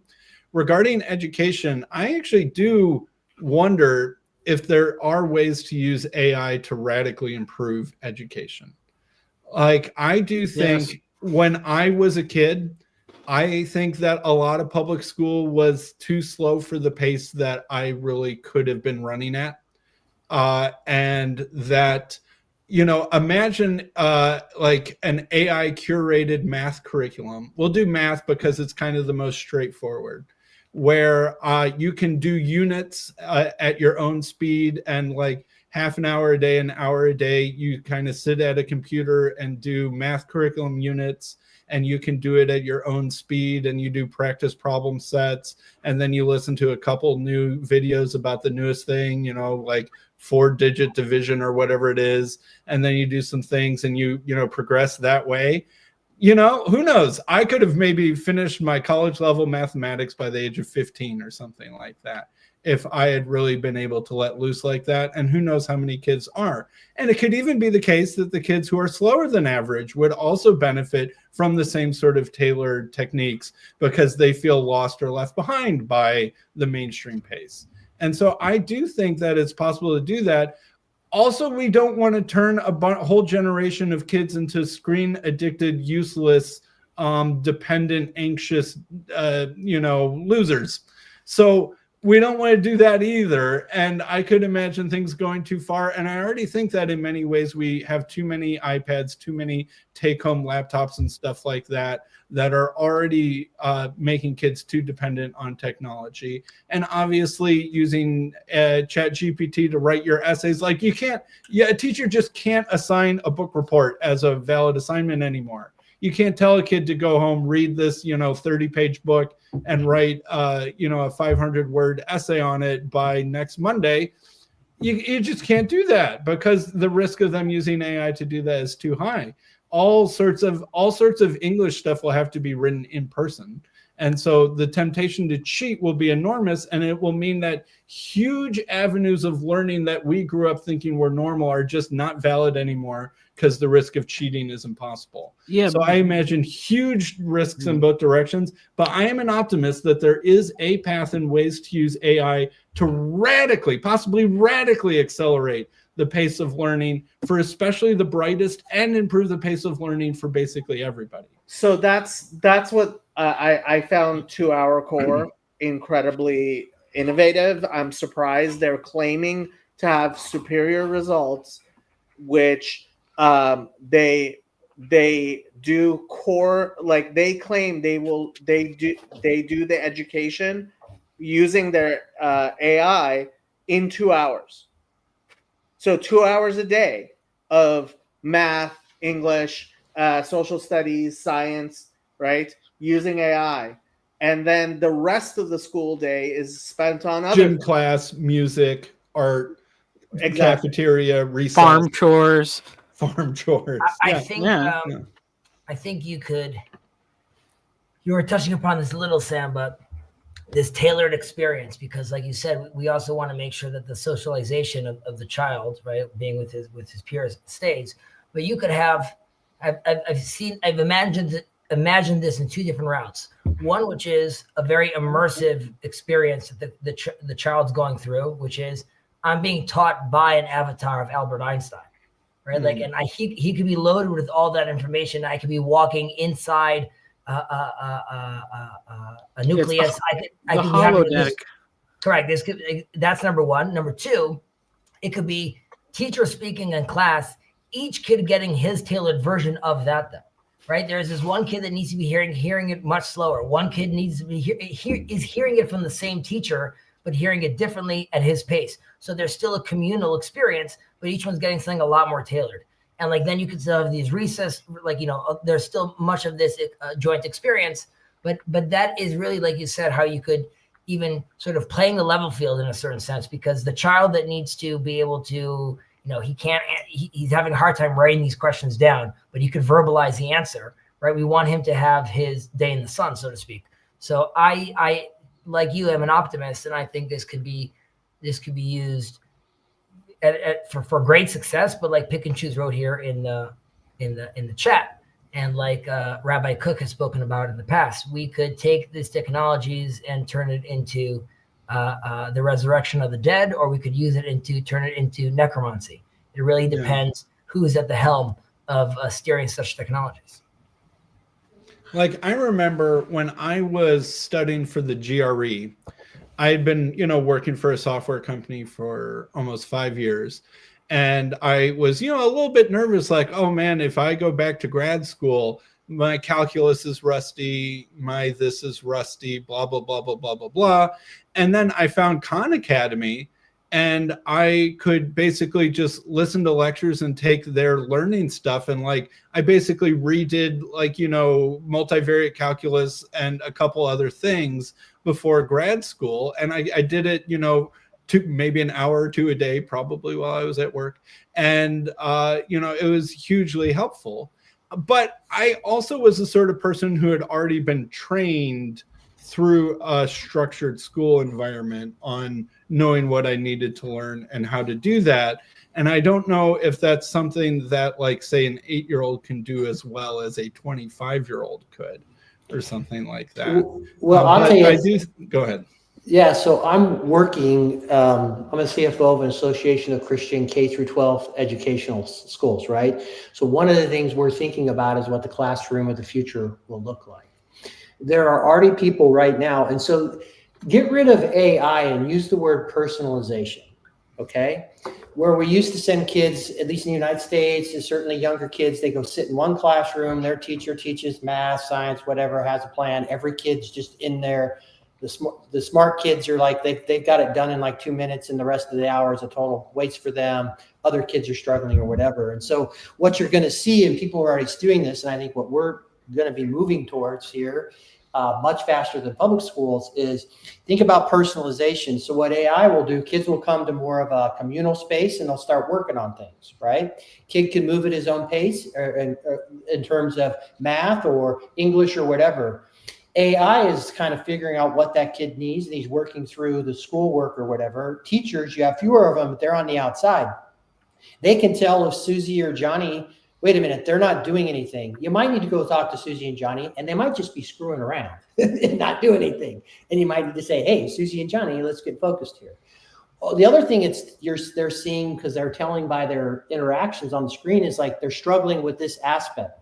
So a teacher pulls them in and says, hey, the AI gives them, hey, talk to them about this, helps them show things, and so on and so forth. Kids will be able to get through most of the busy work of, let's just say, academic schoolwork in about 2.5 hours. Mm-hmm. We have kids for 6.5 to 7 hours. Well, what do you do for the remainder of that time? Well, that's where you help them become a true human being, right? And so we're thinking about things, obviously being Christian school, there's awful discipleship things they're doing, but they're trying to develop grit. So like, for example, they have the kindergartners all do a 5K, and they tell them they're going to do a 5K at the beginning of the semester. And kids think that's impossible, can't do it.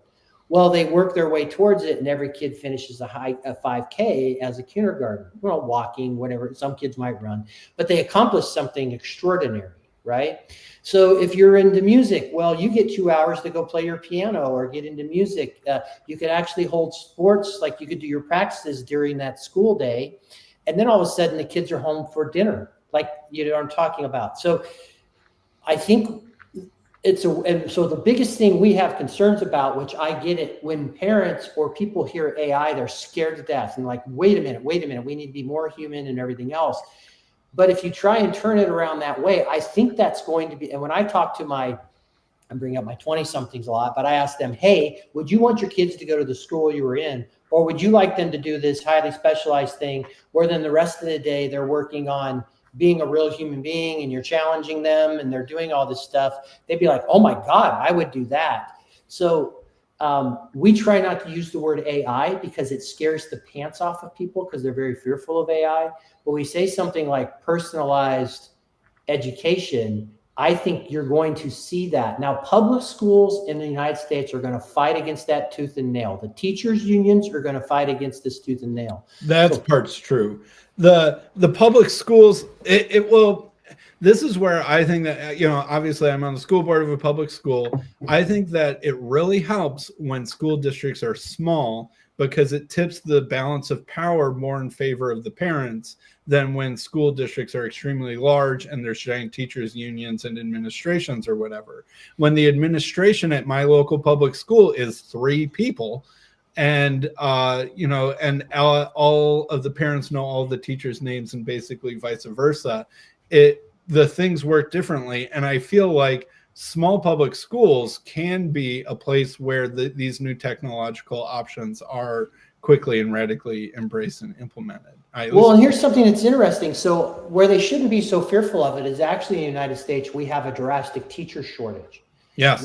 People don't want to be teachers. And so you're going to have to try and figure out a way to educate. So it's one of those things where it really wouldn't be like the fear is teachers are going to lose jobs, because under this model, you would deploy different types of skill stacks and talents, and you need fewer what we call teachers. But I just told you we were going to do other things for those other 4.5 hours, which would require different types of skill stacks, talents, and people, and so on and so forth. And so it's a way to understand that, okay, we have this teacher shortage, but we can do more with less.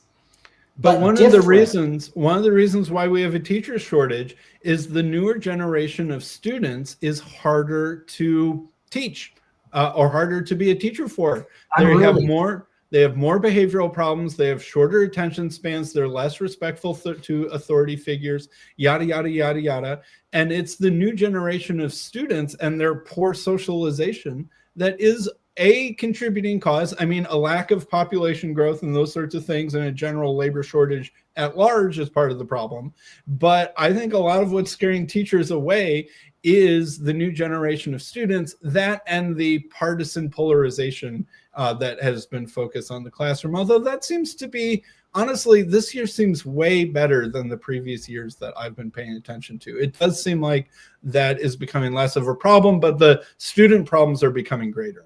So what we're really thinking about is that at that time after that, because being able to do that 2.5 hours of highly specialized just classwork, like that's kind of going to be easy to tackle, quite frankly, right? So what happened was in the pandemic, what parents figured out is, wait a minute, my kid can get through what he has to do for the day in like 1.5 hours or 2 hours. And it kind of dawned on them like, what a waste the rest of this time is. What we're doing, and particularly being a Christian high schools, will certainly have some missional elements and like discipleship elements to it. But we're focusing on trying to make sure that the rest of that time is screenless, right? Yes. How do we develop interpersonal skills? I love that, Lance. There is personalized learning time that's maybe AI supplemented, AI curated, etc. On your screen. Right. And it's very focused on some of those hard skills, whether it's math, science, history, literacy, etc. But then there's a whole lot of time, whether it's just things like recess or gym class or music class, art class, that is no screens, And, you know, Rod said in the comment section, is it really a good idea to have kids away from their families for 7 hours a day? Valid question.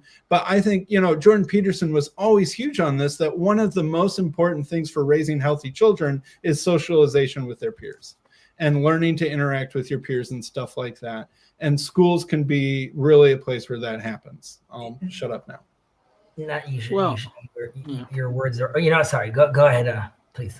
Well, no, I was going to say, yeah, obviously the whole thing of school being 7 hours or 8 hours or whatever, this is a result of the industrialization of the workforce. The industrialization of the female half of the workforce. Yeah. Well, yeah, but not even that really, because, I mean, yes, but only after it happened to the men too. So, I mean, and then it's like, so even then, what all of Jordan Peterson's statistics about socialization are only even coming from a system that's designed to socialize children into becoming the kind of adults that work into that system anyway. And I think, you know, like, yeah, what they should do, at least public schools, don't use the AI for the students, use it for the teachers, use it to keep them accountable, so they can not be, you know, spending all their time talking about female penises and whatever they, you know, do in second grade classrooms or whatever. And then, like, they seem to be talking less about female penises recently. I think we reached peak female penis discussions. It's a map topic. But Michael has it's a good point though, that like these statistics or Piaget, right? That's only relevant as long as the human experience is still the same, right? As I use Prime as an example, it used to be you telling your child, you got to be patient, made sense because listen, the world just doesn't go that fast. There's limits. Now you telling your child, like, be patient, they'll be like, no, you just don't want to order it right now because you could order it on Prime and it could be at my house. So it's not that the world is slow, you're just slow, old man, right? So like you have to think of in a class when a teacher is also interacting with these kids, you're still using your operating system that your parents gave you. But there are certain things, like I'm with you is with regards to respect. And, you know, these kids are much more unruly, but we also have to realize that humanity itself in certain ways are changing. The kids' psychology itself is changing. And that's a very scary thing. I'd also add, not to get political about this, but where people want to do a little of this experimentation with AI and specifically educational AI is in Gaza, more specifically the 53% Israel controlled Gaza. And they want to bring in through Qatar and other people, a lot of AI and tech and really show that, let's say, because you're talking about a 15 to 20 year process over here of, you know, de-radicalizing a generation. And cult deprogramming. Using AIs to do cult deprogramming is really what that is. Yeah. Basically, that is there's a major discussion over there. It happens to be that my I can't share that. No, regardless, it's we'll see what happens with that. One has to be very careful. However, like it's actually something very interesting where, like, if money's put in there with the proper orientation and the proper meaning, you could actually create maybe some miraculous change, which is definitely needed. Well, and you raise a point, Hezi, when we talk about AI and some of these things, like part of what these large language models. So for example, most of the big ones right now, they scrape like 45% of their information off of Reddit, which is insane. And then they get another 20% from something like Wikipedia.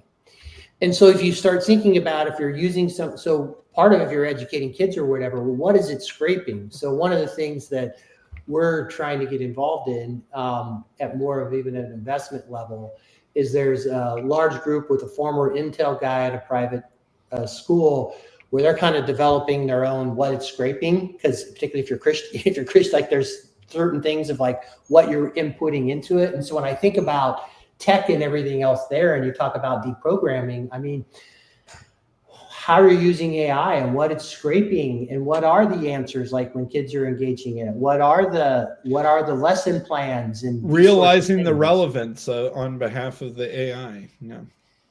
Yeah, you know, the other thing that was striking with that is because I've heard so much of the people that are like, be more human and all this stuff, and it's such an elite level luxury concern over this stuff that people are really ignorant as to how big the gap between like the people that send their kids to Lance's school and like the random people in public schools, like how much that even imperfect as these things are, how much of a step up it is probably from whatever the heck else they're already getting.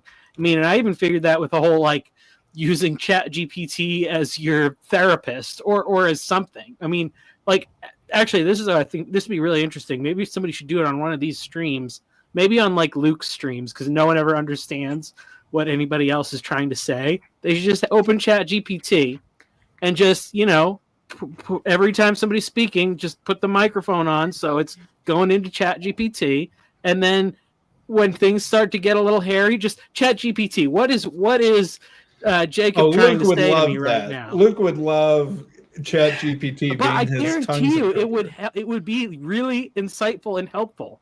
Much more insightful than anything Luke has ever done. That is the future. But Chat I have to GPT go. is- All right, bye, Jacob. Jonathan is going to keep this going for a while. Okay, Jacob, I'll see you tonight. What do you think about what time works for you? I should be able to do it whenever is good for you. DM me. Results start coming out about 6 to 7 p.m. PST time. By the time the East Coast is starting to report, we might have a good idea. Okay. So well, somewhere in there. I'll DM you on X. Okay. And so Michael, in response to your question, you're exactly right, because it is a private school. Now we give a lot of tuition and we do a lot of financial aid, stuff like that, but it is expensive. Now you live in Texas, so we have these new vouchers are coming, and hopefully that grows. The other thing that we're trying to work on is a blended model for homeschool kids, right? For people that want to homeschool, that we can help them with some of those lesson plans. They can be confident that it's Christian, like there's not going to be any weird stuff that's involved in there. And then, but it also gives the parents the chance, like kids can participate in sports and that kind of stuff, or if they want to do band and music. And if you do that, that's a much more, it's a much cheaper model. So we also see the homeschool boom, and you're seeing a lot of that. How do we support that in a way to make it easier for parents, and then also giving some of that in-person interaction stuff to do? And so, a parent could decide, hey, I only want my kids to get engaged a couple days a week. The rest of the time, I want them at home doing my sort of stuff or whatever.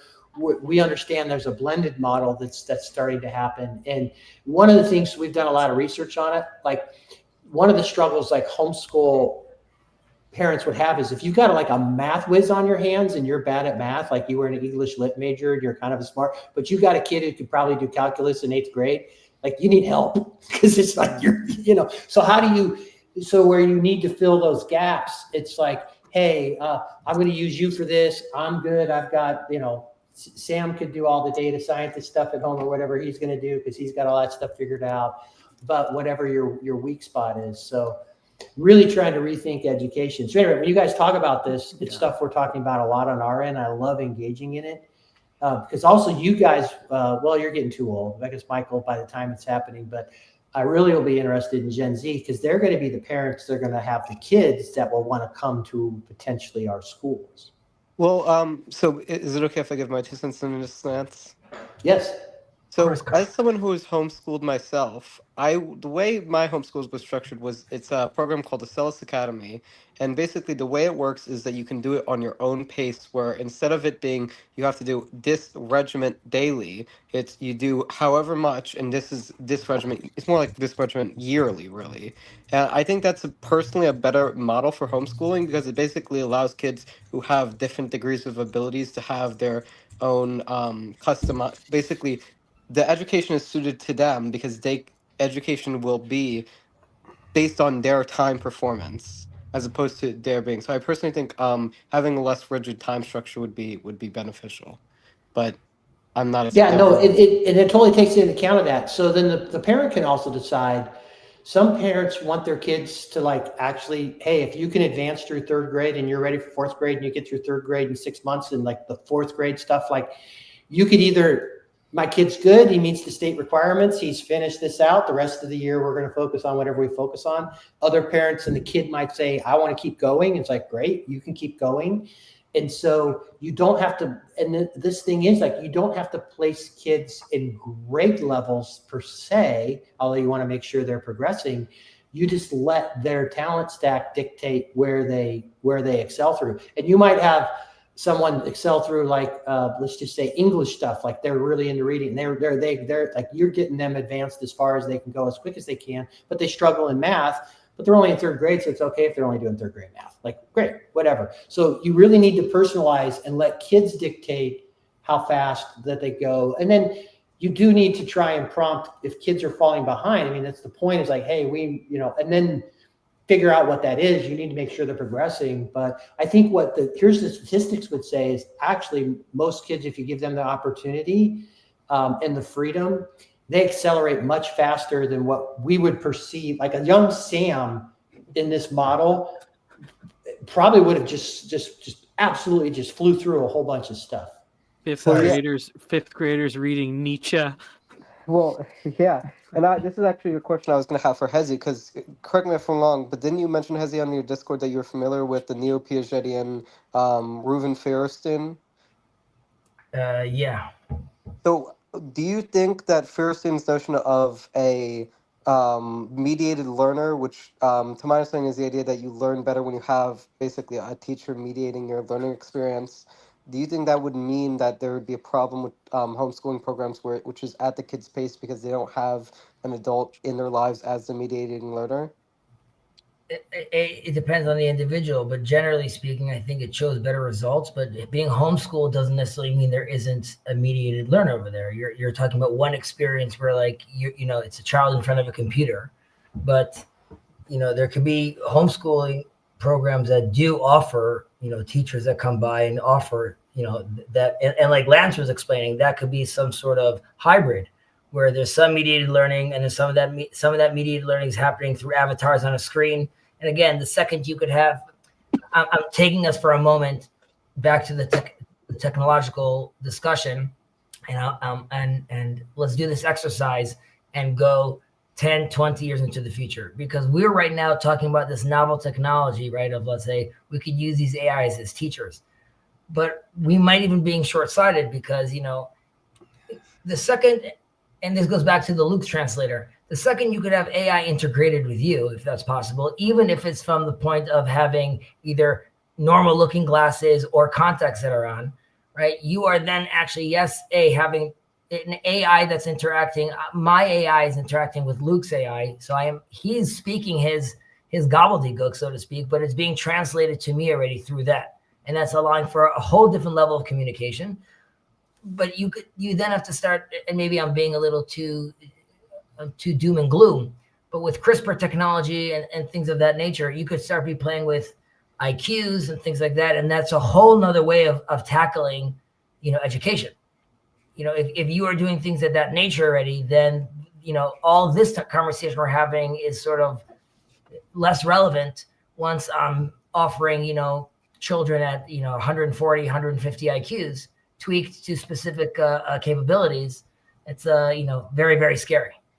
So again, like I don't know if we appreciate how, the exponential growth is like quantum leaps. I think what we should be expecting, but Sam, maybe I'm my prediction is that once people start doing the designer babies, I think parents are going to find out real fast that it's a pain in the butt to have kids that are way smarter than them, and then the designer babies are going to go. They're going to be like the little toy poodle version instead. We're going to have really sweet, docile children as the designer kids. I don't even know quite what to make of designer babies yet. For now, I'm still pretty against it. Yeah, but one thing that I do think that we're not sufficiently worried enough, or haven't really grappled with yet, is that there really is going to be a big percentage of a certain generation of kids who were just iPad babies and iPad kids, and that they have been severely harmed in their upbringing in ways that might be very, very difficult to reverse or fix. They're in our schools right now, Sam. Right, No, they're at we're our dealing school with that. now, but they're not yet graduated from school and into the Right. workforce yet. And like I think, and it's going to be like, this will be one of those things. It'll be, those kids will be disproportionately represented in the lower classes of the socioeconomic spectrum, both economically and racially, and that it is going to be a huge problem, and that there will be, you know, like whatever you think the achievement gap is now between kids who grew up in well-to-do areas versus not well-to-do areas, it's going to get absolutely magnified by this, unless people really step in and tell these families that they can't do that to their children. Well, the thing they can't do that to their children. And worse. Well, the thing with that is it goes back to like having to address the problem with the fact that like public school is in essence just government subsidized daycare to a large extent for a large number of for like, you know, whatever, a majority of the population. It's like the only worst things to do with government dollars, in my opinion. But yes, well, I still yes, but then we're not even Yeah, really fair enough, Sam. Fair enough. But we're not doing it. If they recognize that, then maybe they could probably just adjust it, because you would hire people who are like more well suited to managing the kids doing the AI learning or whatever throughout the day, instead of trying to have them be teachers that don't know how to run a classroom or something. But like, and schools made a lot of this worse by giving kids iPads. Every kid gets an electronic device, and we'll send it home with them. And, you know, it would be, you know, equity injustice problem if we didn't provide iPads to all these kids. And if you provide iPads to kids who come from families that don't know how to deal with these things in a healthy way, you're making the problem worse, and you're enabling this disparity. And I think that the like I said, the gap in achievement between good schools and bad schools will widen. The gap in achievement between kids from high SES backgrounds versus low SES backgrounds will widen. The gap between high achieving racial groups and low achieving racial groups will widen as a result of, and Paul's absolutely right. Certain companies that may or may not employ me were hugely complicit in all of this because they were making money off of the process. But Sam, here's the thing that's going to happen, and this is one of those 80-20 things. Unless you're a hard leftist, people love school choice. Okay. Yeah. And so in Texas, they're just starting it. They're dipping the dough in the water. We're going to have these vouchers. It's going to grow. They want to start shifting it. But what's going to happen is let's just say, particularly as these new models come into place and they're fairly dynamic, particularly on the socioeconomic scale, they're going to say, I want to be able to send my kid to where I want to send my kid because I want my kid to get that education, right? And school, you're going to have states that have, like Arizona has great school choice. It's not economics or anything. There's no, it's just, you get to tell them where your tax dollars are going, whether it's private, public, or whatever. But here's a problem with school choice is, so, okay, what is school? So obviously my school district is clearly the best in the entire state, mostly because of my service on the school board. So absolutely. Right. So what happened in Illinois obviously is extremely against school choice because the grip of the teachers unions. But what happens when school choice, let's imagine, you know, somehow miraculously at the federal level, I'm not even sure if that would be legal or not, school choice was mandated on some place like Illinois. It's not like my school is suddenly going to be accepting people from outside our school district. We'll just say, here's how many slots we can have, and they'll go to the local kids first. And maybe at most 1, 2, or 3 students per grade will be coming from outside my district. And likely even then they would be coming from nearby districts who are almost just as high socioeconomic status. It's not like they're going to be busing 50 kids from the south side of Chicago up to my school district every day. So I'm not even quite sure exactly how schools. So in Chicago, you don't have open enrollment? I don't think so. No, I think you have to go to your neighborhood. So in Nebraska, there's open enrollment where kids can go to. In Kansas, there's so I've lived in multiple states, and in like there are ways that now here's the dirty little thing you're talking about, Sam. The same reason why all the rich liberals in these blue cities send their kids to private school is because they really don't want their kids to go to school with black kids. Okay? Yeah. Nick Fuentes is only speaking what many, many people are already thinking and doing. So in terms of that one, yeah. Kansas City, Missouri, the public school system is awful, and all the rich Liberzine liberals send their kids to all the private schools because they won't invest in the public schools or send their kids to public schools. What about nice suburbs on the outskirts of Kansas City? So again, listen, there's going to be challenges, but school choice is a way. And so here's the other thing, which is I'm on the private school side. We'll meet the demand that the public. So what we need to be prepared to do is meet the demand that the public school is going to fight against. You need say that again. Meet the demand that the public school is going to fight against. Mm-hmm. We'll open up schools. We will, and with the voucher. So now with the voucher money coming, now now then we can get into some affordability things. Like in Milwaukee, one of their schools is entirely basically the only tuition is the voucher tuition, and they run it basically based on that sort of a model. There are certain things they can do. Now, if vouchers went away, they know the school would get away, and it's predominantly African American. So, but they understand that they're missional in that way. It will take, and you will like this. It is a Protestant Christian association. The Protestants will figure out a way, Sam, to build out, to find a way to build what needs to be built to make these things happen. But there will be a period of time where the demand will be higher than. It's going to put a lot of pressure on public schools to get their act together. Well, it's difficult because what does a public administrator, what skin do they have in the game of even improving their own school is a tricky one, right? Like even imagine you're the principal of a underperforming public school in the south side of Chicago. If you're still just getting your paycheck as your Titanic goes into the iceberg and sinks, and you have no financial incentive to turn the ship around, it's unclear exactly what that would even do. But I do think it would be interesting, like what happens if you really put competition forces on the thing and just turn all of public education into voucher systems and stuff like that. I think you're going to see, so they're already doing it in Arizona. Nevada has some things like this going on. Texas is going to try and grow this thing. I think what will happen is as things happen, these states, and it'll be red states, these states that are doing it, all of a sudden people are going to see these models flourishing. And that's where the pressures ultimately get. But I'm going to tell you, the teachers union is entrenched. The academia will hate, like there are entrenched institutions and interests that will fight the kids, Lance, but the kids, as you're speaking, I think about this in horror because my oldest is 11 and I'm like, okay, there's many years left of school still.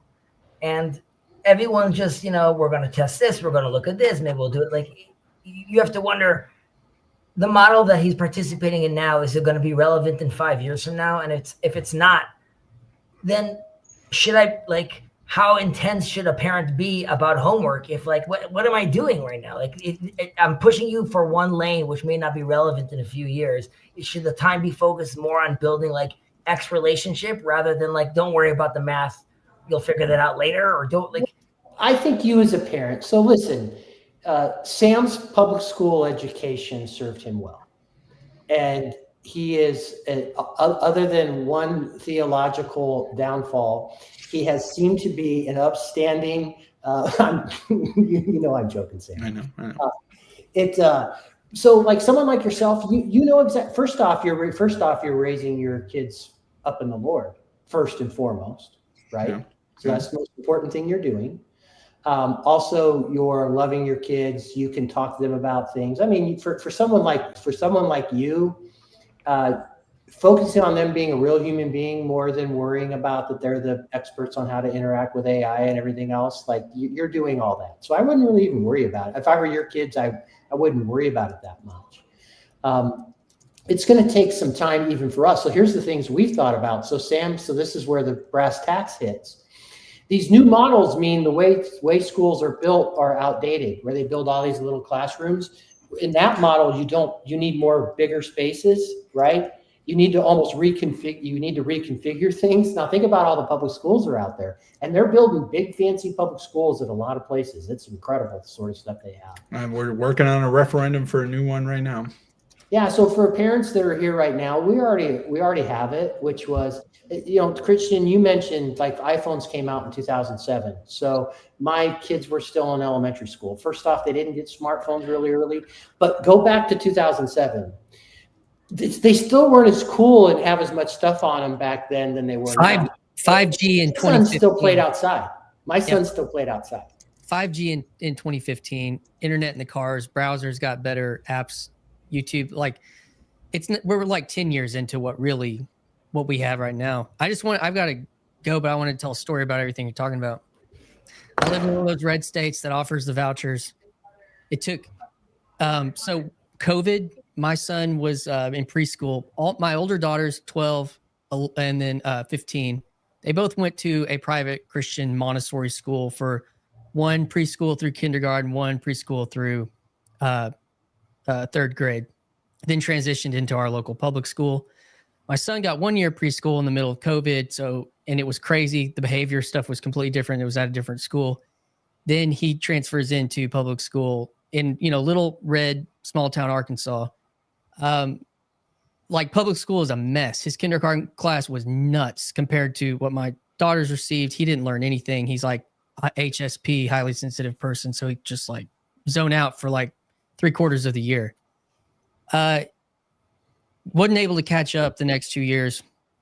This voucher program goes into place. So during COVID, like the kind of elites in our little town just started paying private teachers to teach their kids in their pods, right? And that happened all over the place.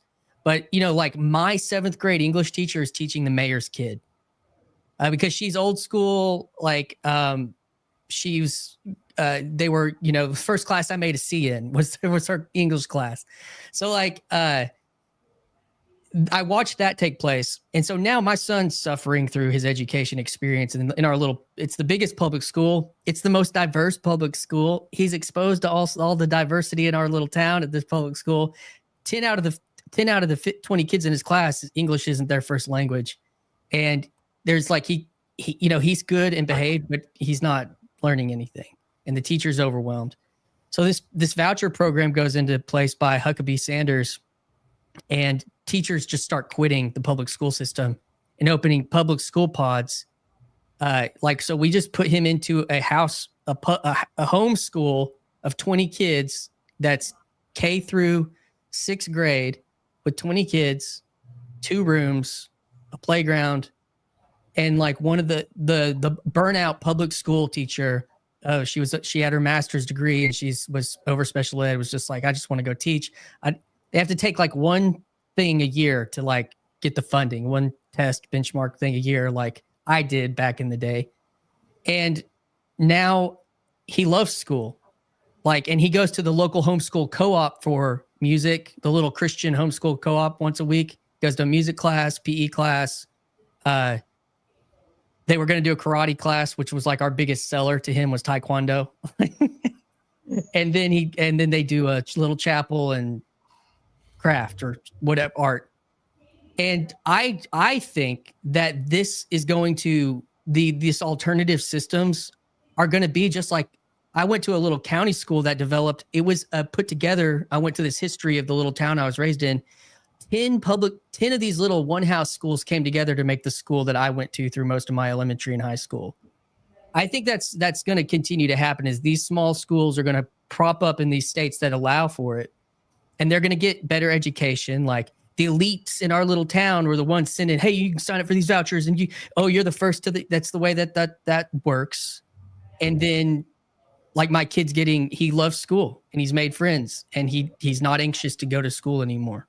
And all of a sudden he's reading every sign in town. Like I'm just watching it happen. And I don't live in the city. It's a weird thing. So anyways, I got to go pick him up from that school. It's good to see everybody. And till next time, keep it up. Yeah, it's interesting he came on with that story because I was talking to folks in the comments about how I'm just surprised there's not more like ad hoc homeschooling co-ops that pop up. I mean, we do nanny shares for the little kids. We did that successfully for many years when our kids were young. I happen to live in a public school district that works. You know, it's more the traditional model, but it's just that's not scalable probably and repeatable for a lot of folks. So I'm surprised. And like homeschooling's tough. I was the victim of homeschooling for a couple of years. My mom studied to be a teacher, but like I was just not the right student for my poor parents. So like it's awesome, but there's a lot of difficulty with that.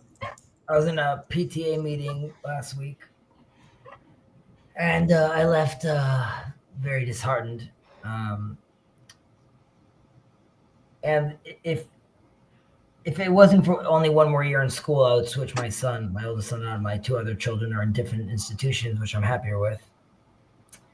But as I left, I was talking to other parents that were heading back. And I was having a conversation. I'm like, why, at the very least, why are we not bringing in like other teachers, like into our neighborhood, into our community, and like, having some sort of co-op, because, you feel helpless in a certain sense. Like he's in a system and he's learning, but in Israel, the education system, it's true that the private schools are much better, but the public schools, it's there's 35 kids per class. That's one teacher can't handle that, and if it's all boys, sorry, and it's also too much. You can't. It's too many boys, and it's intense. So my son's actually there are 33 kids in the class. It's co-ed though. It's his last year of co-ed school, and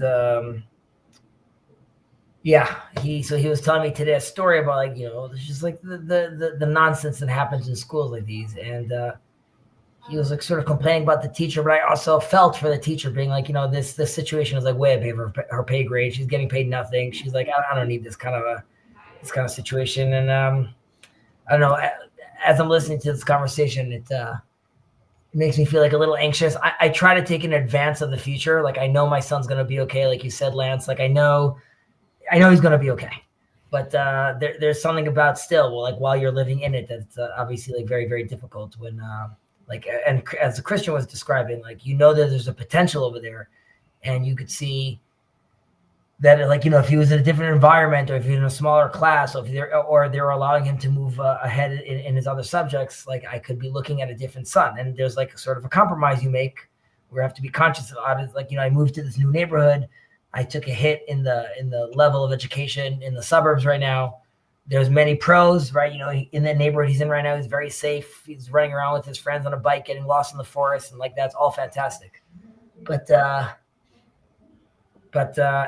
to be honest, I'm a little nervous because I know that once he moves into 7th grade, it's going to be a big jump. Because I know he's going to go where I went to high school, and the demand over there is very, very different.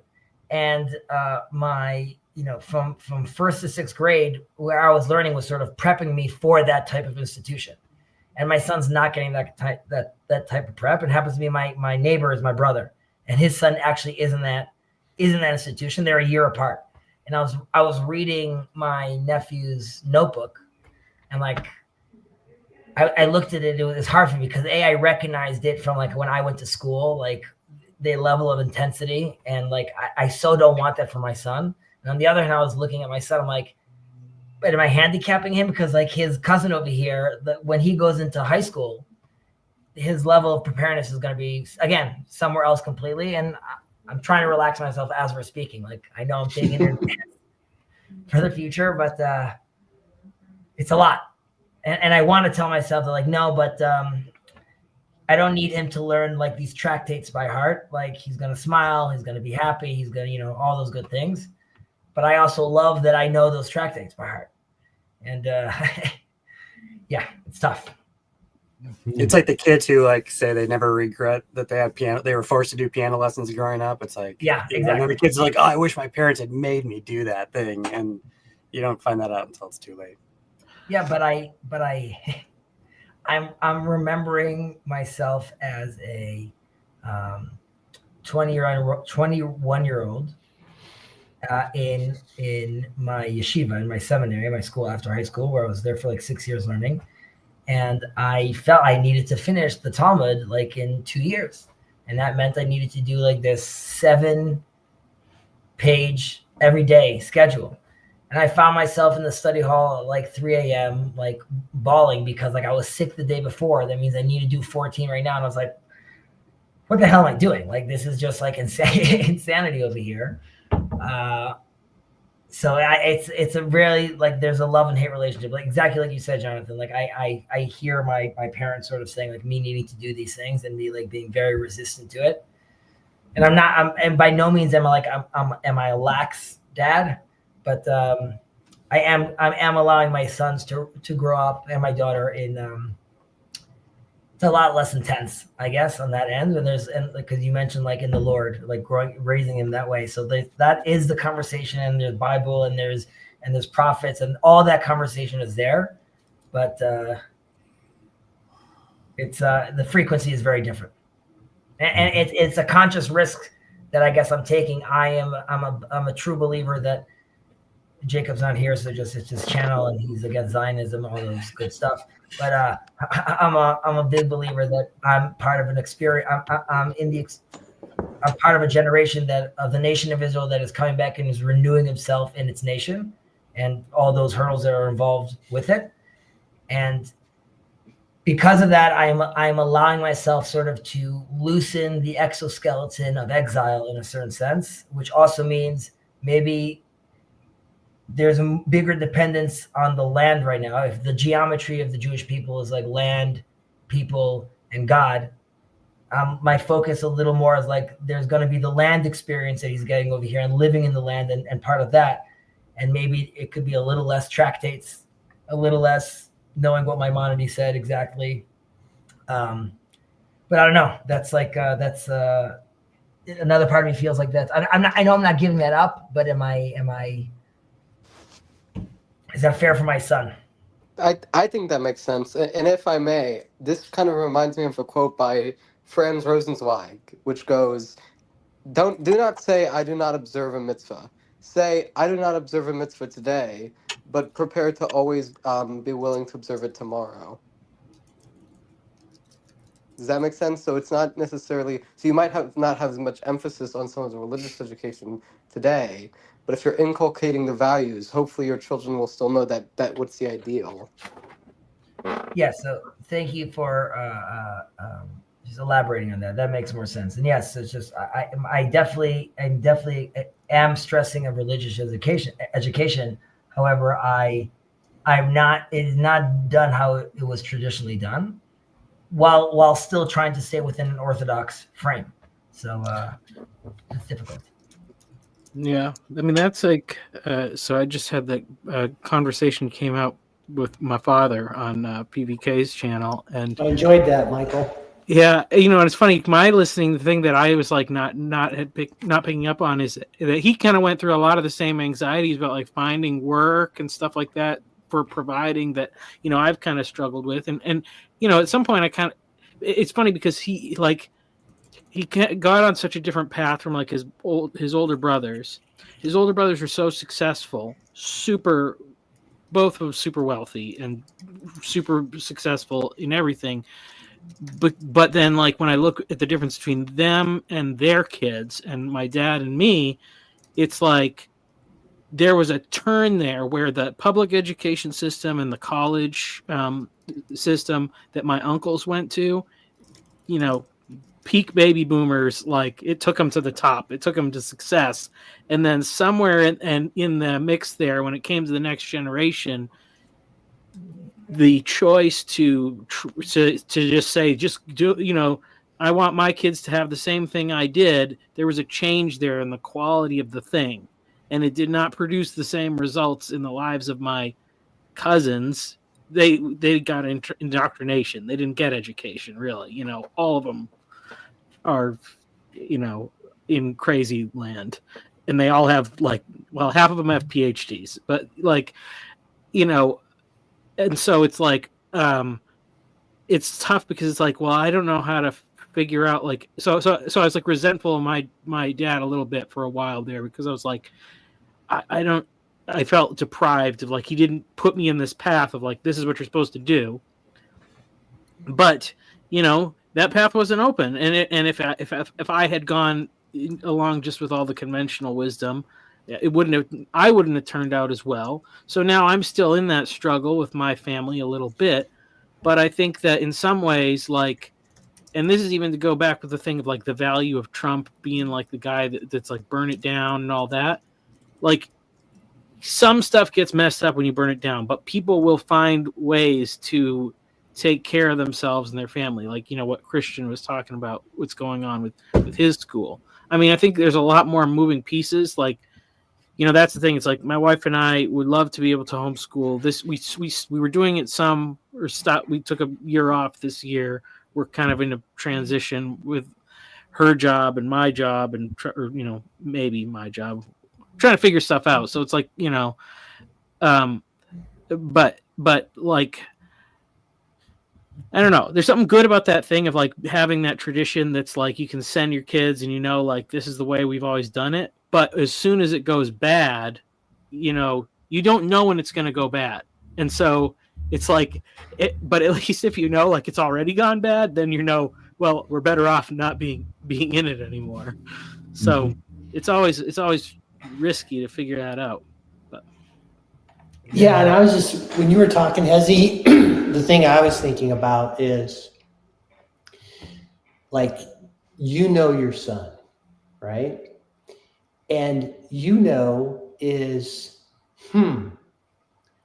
what's the best path for this son, right? Is it something that's a lot more rigor in this? Like, maybe he's fearful of it, but I know, quite frankly, he has it in him, and that perseverance will be good. It'll be hard, but, you know, that would be it. Versus like, I don't know that. Am I putting him into a situation where, man, I'm putting pressure on him and I'm setting him up for failure?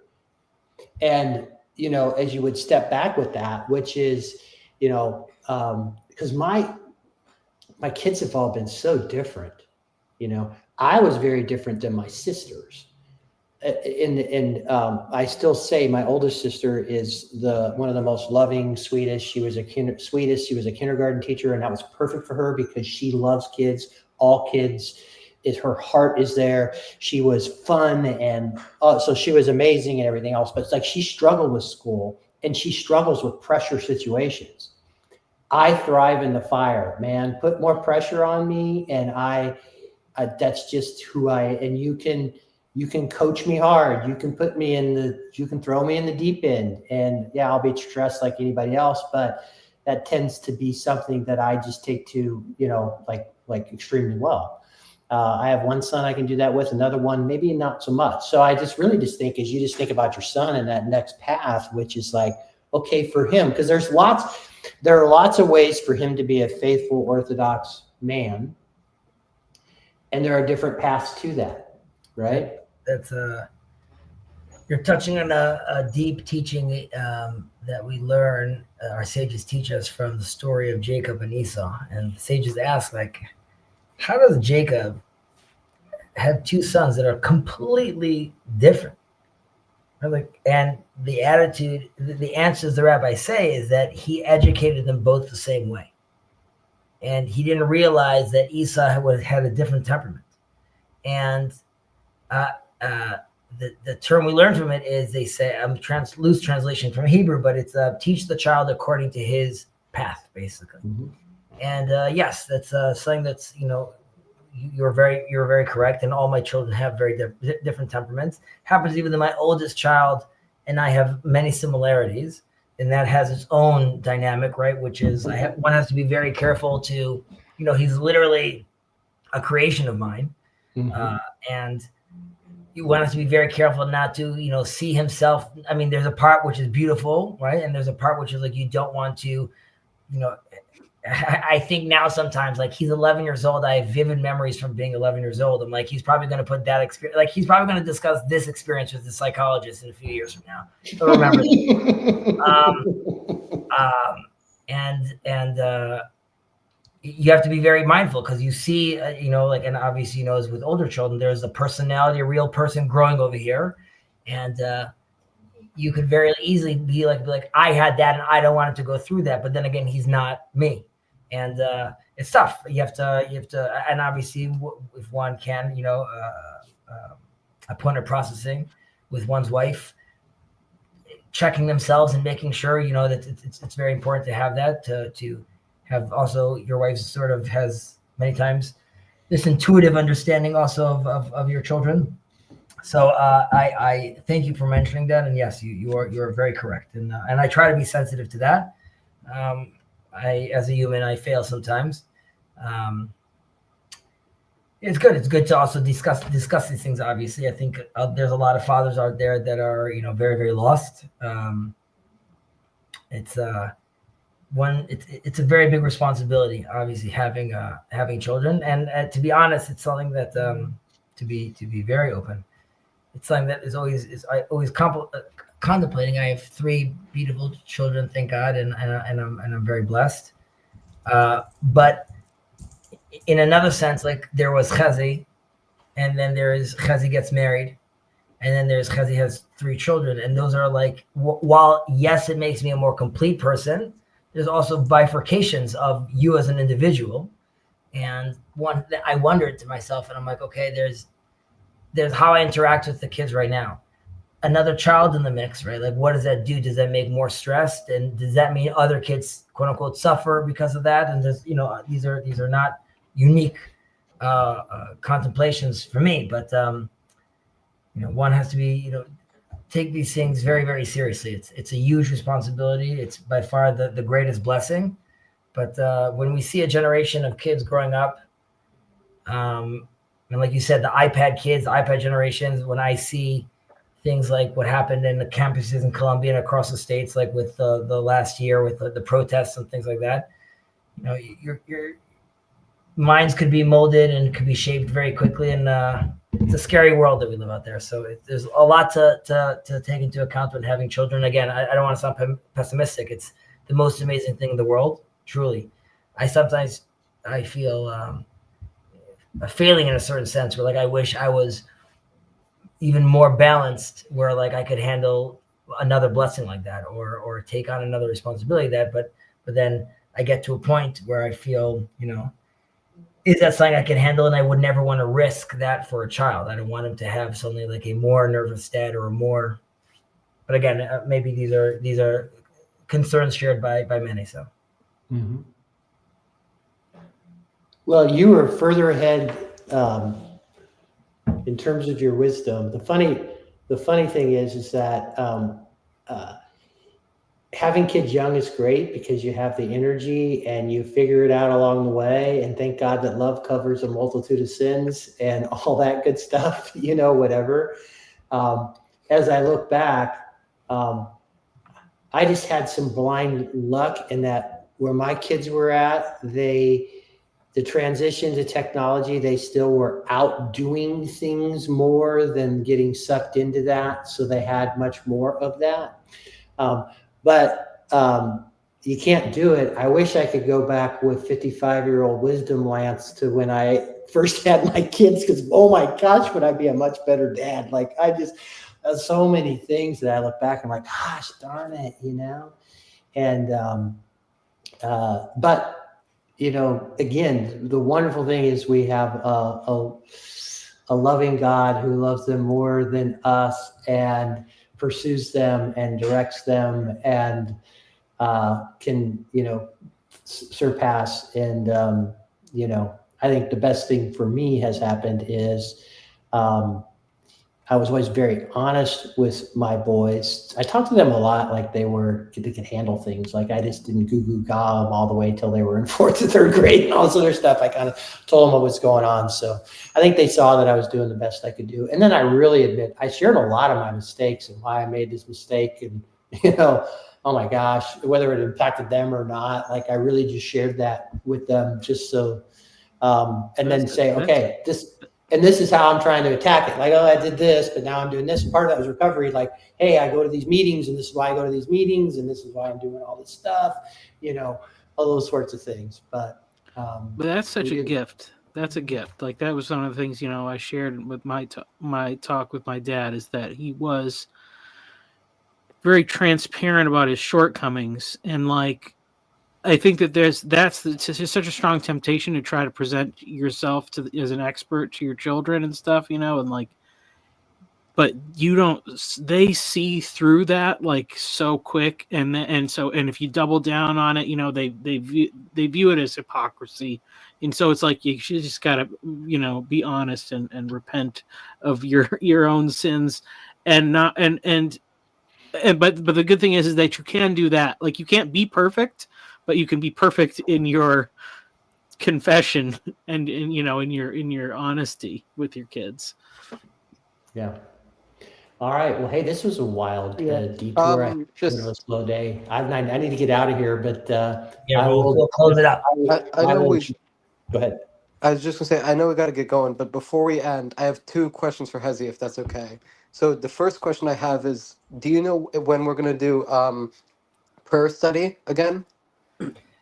Yeah, Ben is in Israel right now, so he'll be here for 2 weeks. Then he goes back, and then we'll continue studying. So 2 weeks we'll continue with the prayer series. And then the second question I had for you was, because we haven't been talking for a while, I don't know if you've gotten to it. Did you see the videos I posted a while back in Discord, or have you also not gotten? No. I'm sorry, Kirk. I have not. No, it's okay. At this point, I don't care. But that was all I wanted to know. I hope I'm praying. I'll keep in mind whenever because I do go to synagogue weekly. I'll keep in mind the well-being of Israelis whenever I pray. Let me Shabbat. Thank you. Much appreciated, Kirk. Thank you. But make sure you also, that's great, but make sure you also focus your prayers on you, your family, your community. But I much appreciate it. You're welcome. Michael, Hezi, I love you two gentlemen. I got to get going as well. Catch you later. Michael, you okay? Yeah, I'm good. See the beard's coming back? Yeah. No real, I don't know. Trying to keep it a little more professional looking, So we're going from 3 kids to 4 in 2 weeks here. And but my wife's not working anymore, so we got to figure out something to bring a little bit more income into the equation. So that's our struggle at the moment. But I have all the confidence in the world that you're going to figure it out. And please God, more work should come in, more interesting jobs should come in, larger scale jobs should come in that will allow you to obviously on that end not have those worries. But as a father, also, I'm obviously sending you all the strength, all the patience in the world to deal with these kind of things. Like there's all these unknown variables, like which kid is gonna be jealous, which kid is not gonna feel like you're not paying attention, even though like he'll be complaining while you're reading him a book in the middle of a cuddle. You're like, but it's happening, the hug is happening.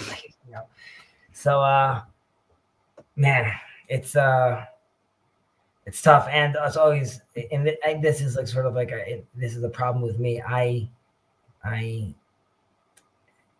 get to this place where I'm sort of like a robot, like it's like error, where it's hard when you realize like wisdom takes a very long time sort of to kick in. Yeah. And you really want the best for them, obviously, and there's that frustration of like, can't you see that I want the best for you? And the the paradox of them clearly coming to you as the authority, but anytime you try to assert authority, they're like, what do you know? But like, you're the man that you ran to protect you. So yeah, but this is this is a boy after 3 girls, so that's going to be a whole new thing too. So I have 2 boys and a girl, if I was guaranteed to have another girl, it'd be much easier because my daughter was like a rock star, you know, and also so much more mature than the boys. Just get ready for like, man, your daughters, I'm sure, like, how old is your oldest? 7. 7 years old, but 7 years old, she's, you know, there's like, you could rely on her on certain things. She could help, she could do. Boys, my son's 11 years old, doesn't know what's flying half the time. Okay. Like, you know, he's, my daughter is 4, soon going to be 5. Many times she gives me a look where, like, both my boys, I don't know what they're even doing. They're rolling on the floor, saying, and she gives me a look of being like, you know, they're your kids. Like, this is like you are doing. She like walks by judging them. So daughters are amazing. Boys is also fantastic, and you will get to. I like Jordan Peterson says, I the rough and tumble period is very, very enjoyable, and really having that whole experience with them is great. There's another sense though where you know I haven't have to deal with this yet, but with my oldest, I started to see there's a sense where you realize that like father is the strongest, but also, you know, very from a psychological point of view, like I need to like be able to know if I could like challenge this man. And you know, with the daughters, you have like a lot less of that. There's more of like, you know, I love you forever. My daughters are so violent. If if the boy is worse, I don't know what I'm going to do. But so I'm thinking maybe he'll go the other way. But I hear that. Yeah. Well, wait. So in 2 weeks from now, okay. So very, very exciting. You know, that's the 18th. So. So and also wishing your wife I hope the process and the birth itself goes without any problems and a speedy recovery as well. And congratulations to the grandparents and to the kids.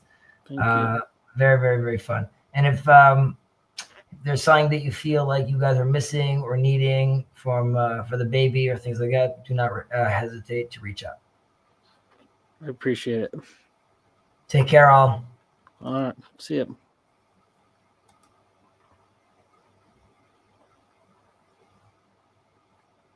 Catch you all later, kids. This was fun.